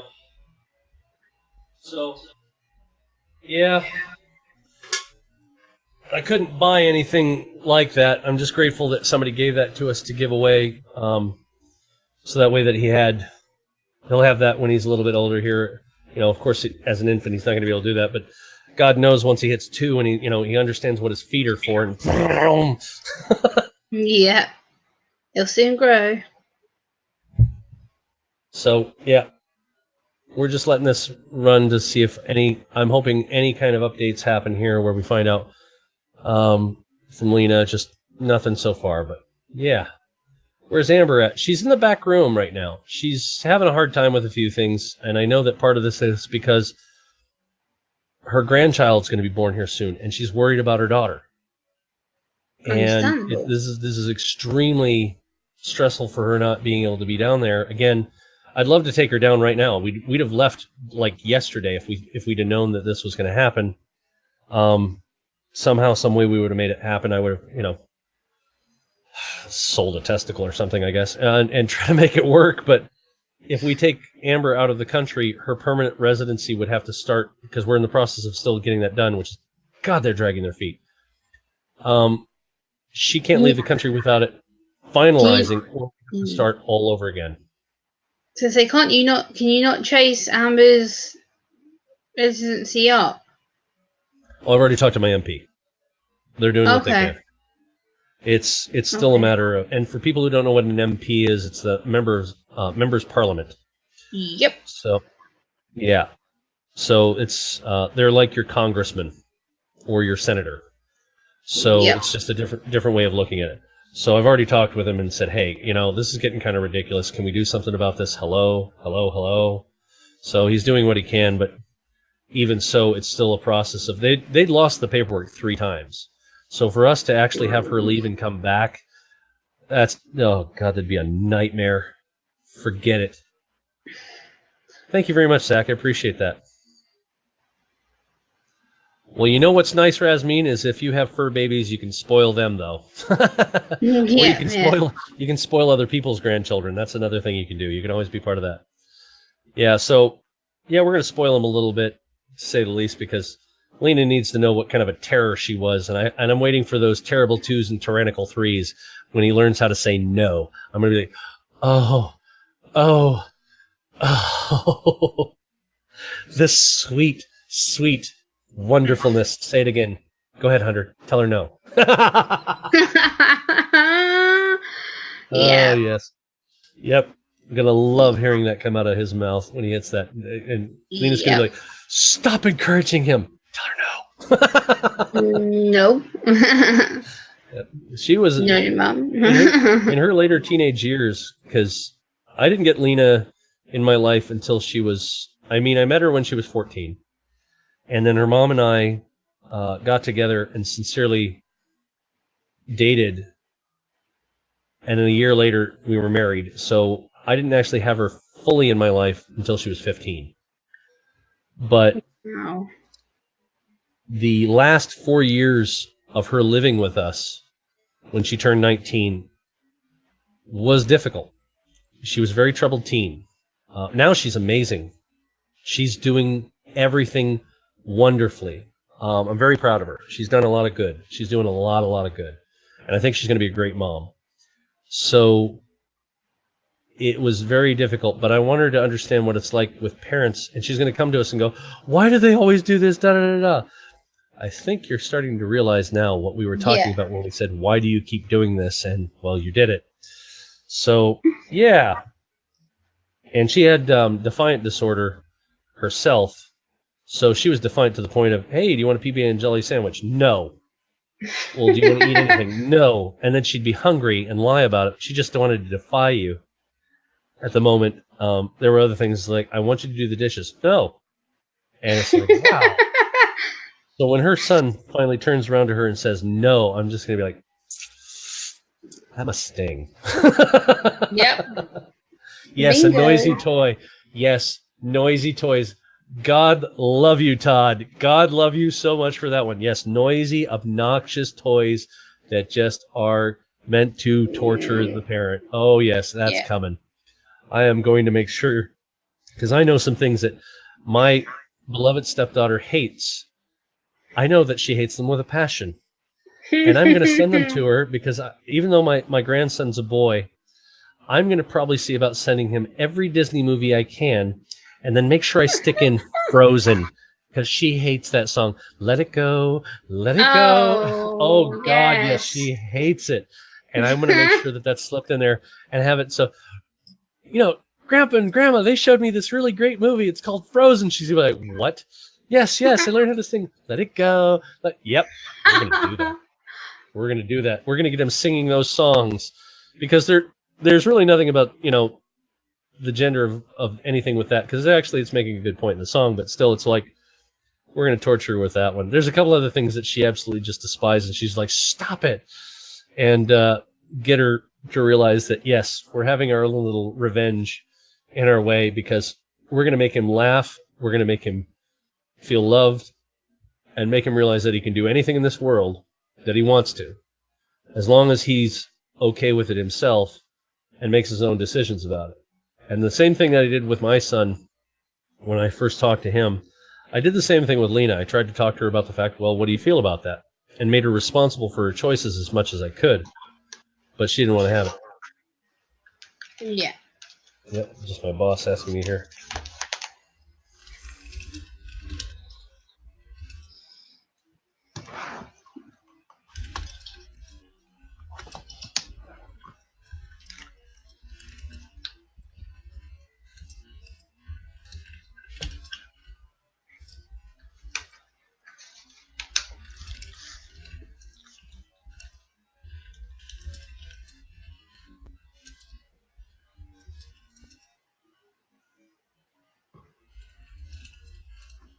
Trying to see what I can find here. Oh, it's all.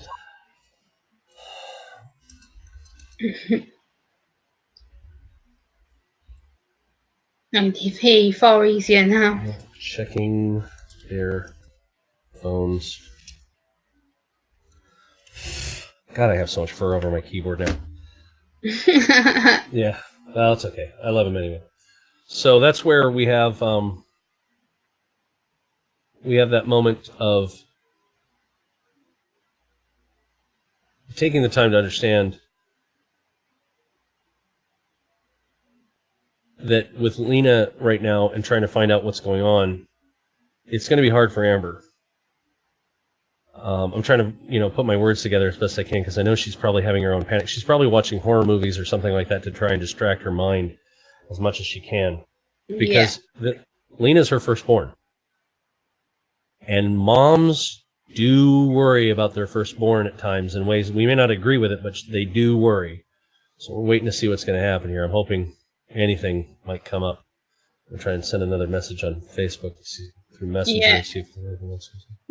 Mums do worry. Like my mum today even kind of whipped my backside a bit, and she was, when you don't respond to me, Gemma, I get really worried that something's happened to you, and because I don't respond to her straight away or respond to a few text messages, it turns into a panic phone call of numerous phone calls. I'm like, look, if I'm not fine, I'll tell you. If I'm fine, don't bug me, because I don't need to constantly be harassed with messages.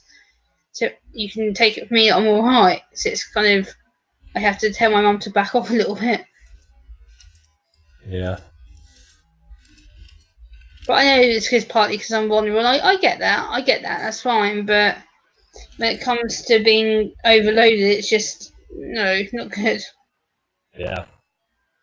Well, we got it so far that there's been a lot of prayers, and I have to thank everybody again out there for that, for all the prayers that you guys did, all the nice remarks and comments. I'm sure that when we get the chance, I'll have her check out the feed on this one and show that we were talking very much lovingly and affectionately, supportively for her, to let her know that she's doing a great job. She's going to make it. This. Okay.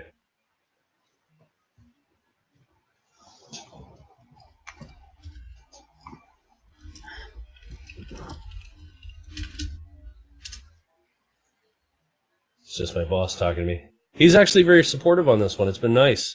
There's a lot of people that I didn't expect would be very supportive of this circumstance and whatnot. And again, I'm very appreciative. I really, really am.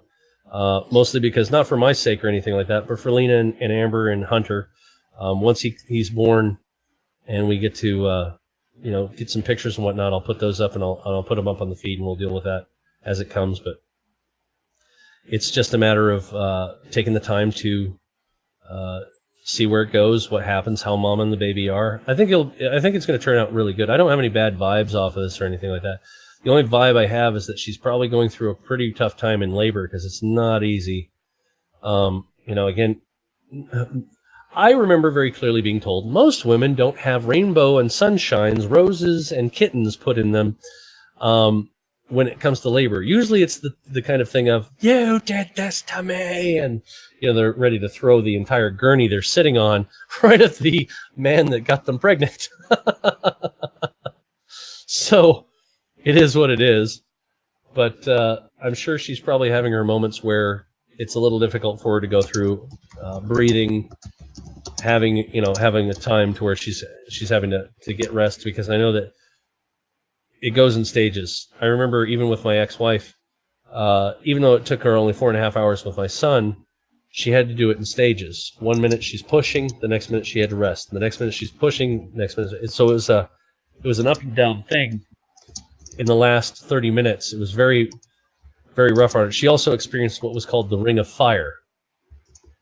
And for those who don't know what that is, just imagine that entire opening feels like it's completely burning and on fire because it's being stretched so far. My son was not a small boy, and my ex-wife was 5'7", 5'6", 5'7", yeah, something like that.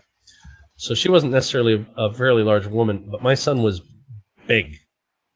He's a big boy, and he's definitely taking after his father in the fact that we're large men. So it was a bit difficult for her in the last half hour, but everything before that, though, man, I have to give where props due. My ex-wife could birth children like a star. It was amazing. I never expected that.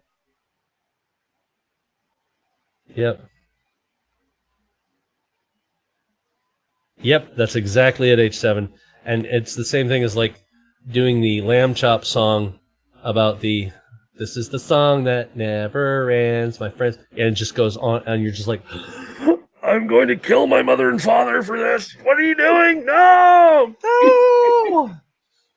And you're just wanting to tear your hair out because you're like, there's no reason to have taught them this. And my mom just looked at me, oh, yes. Yes, there was. Oh. Yep. So that was for my stepdaughter, for my first marriage. Lena's different in the fact that she'll sing songs to annoy you just because she knows it's going to annoy you.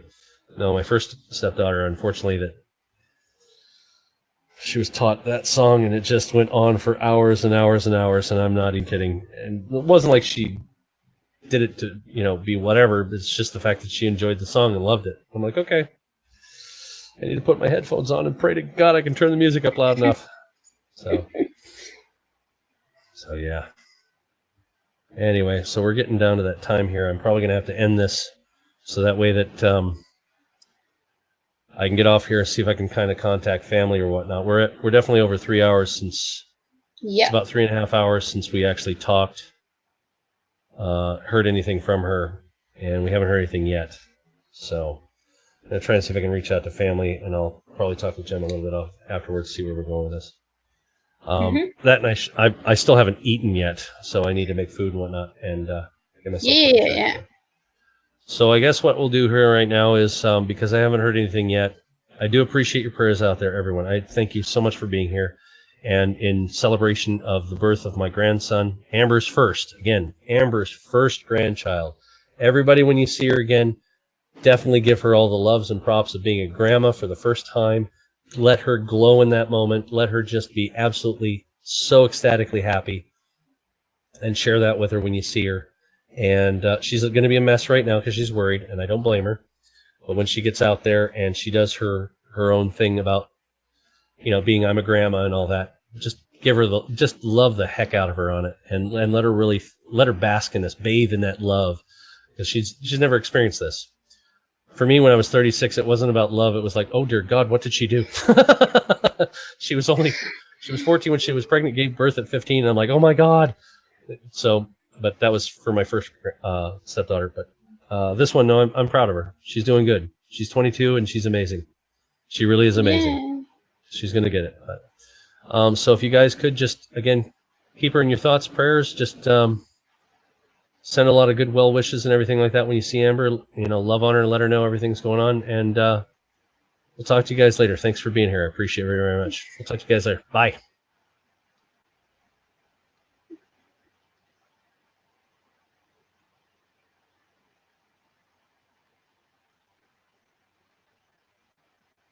Hmm?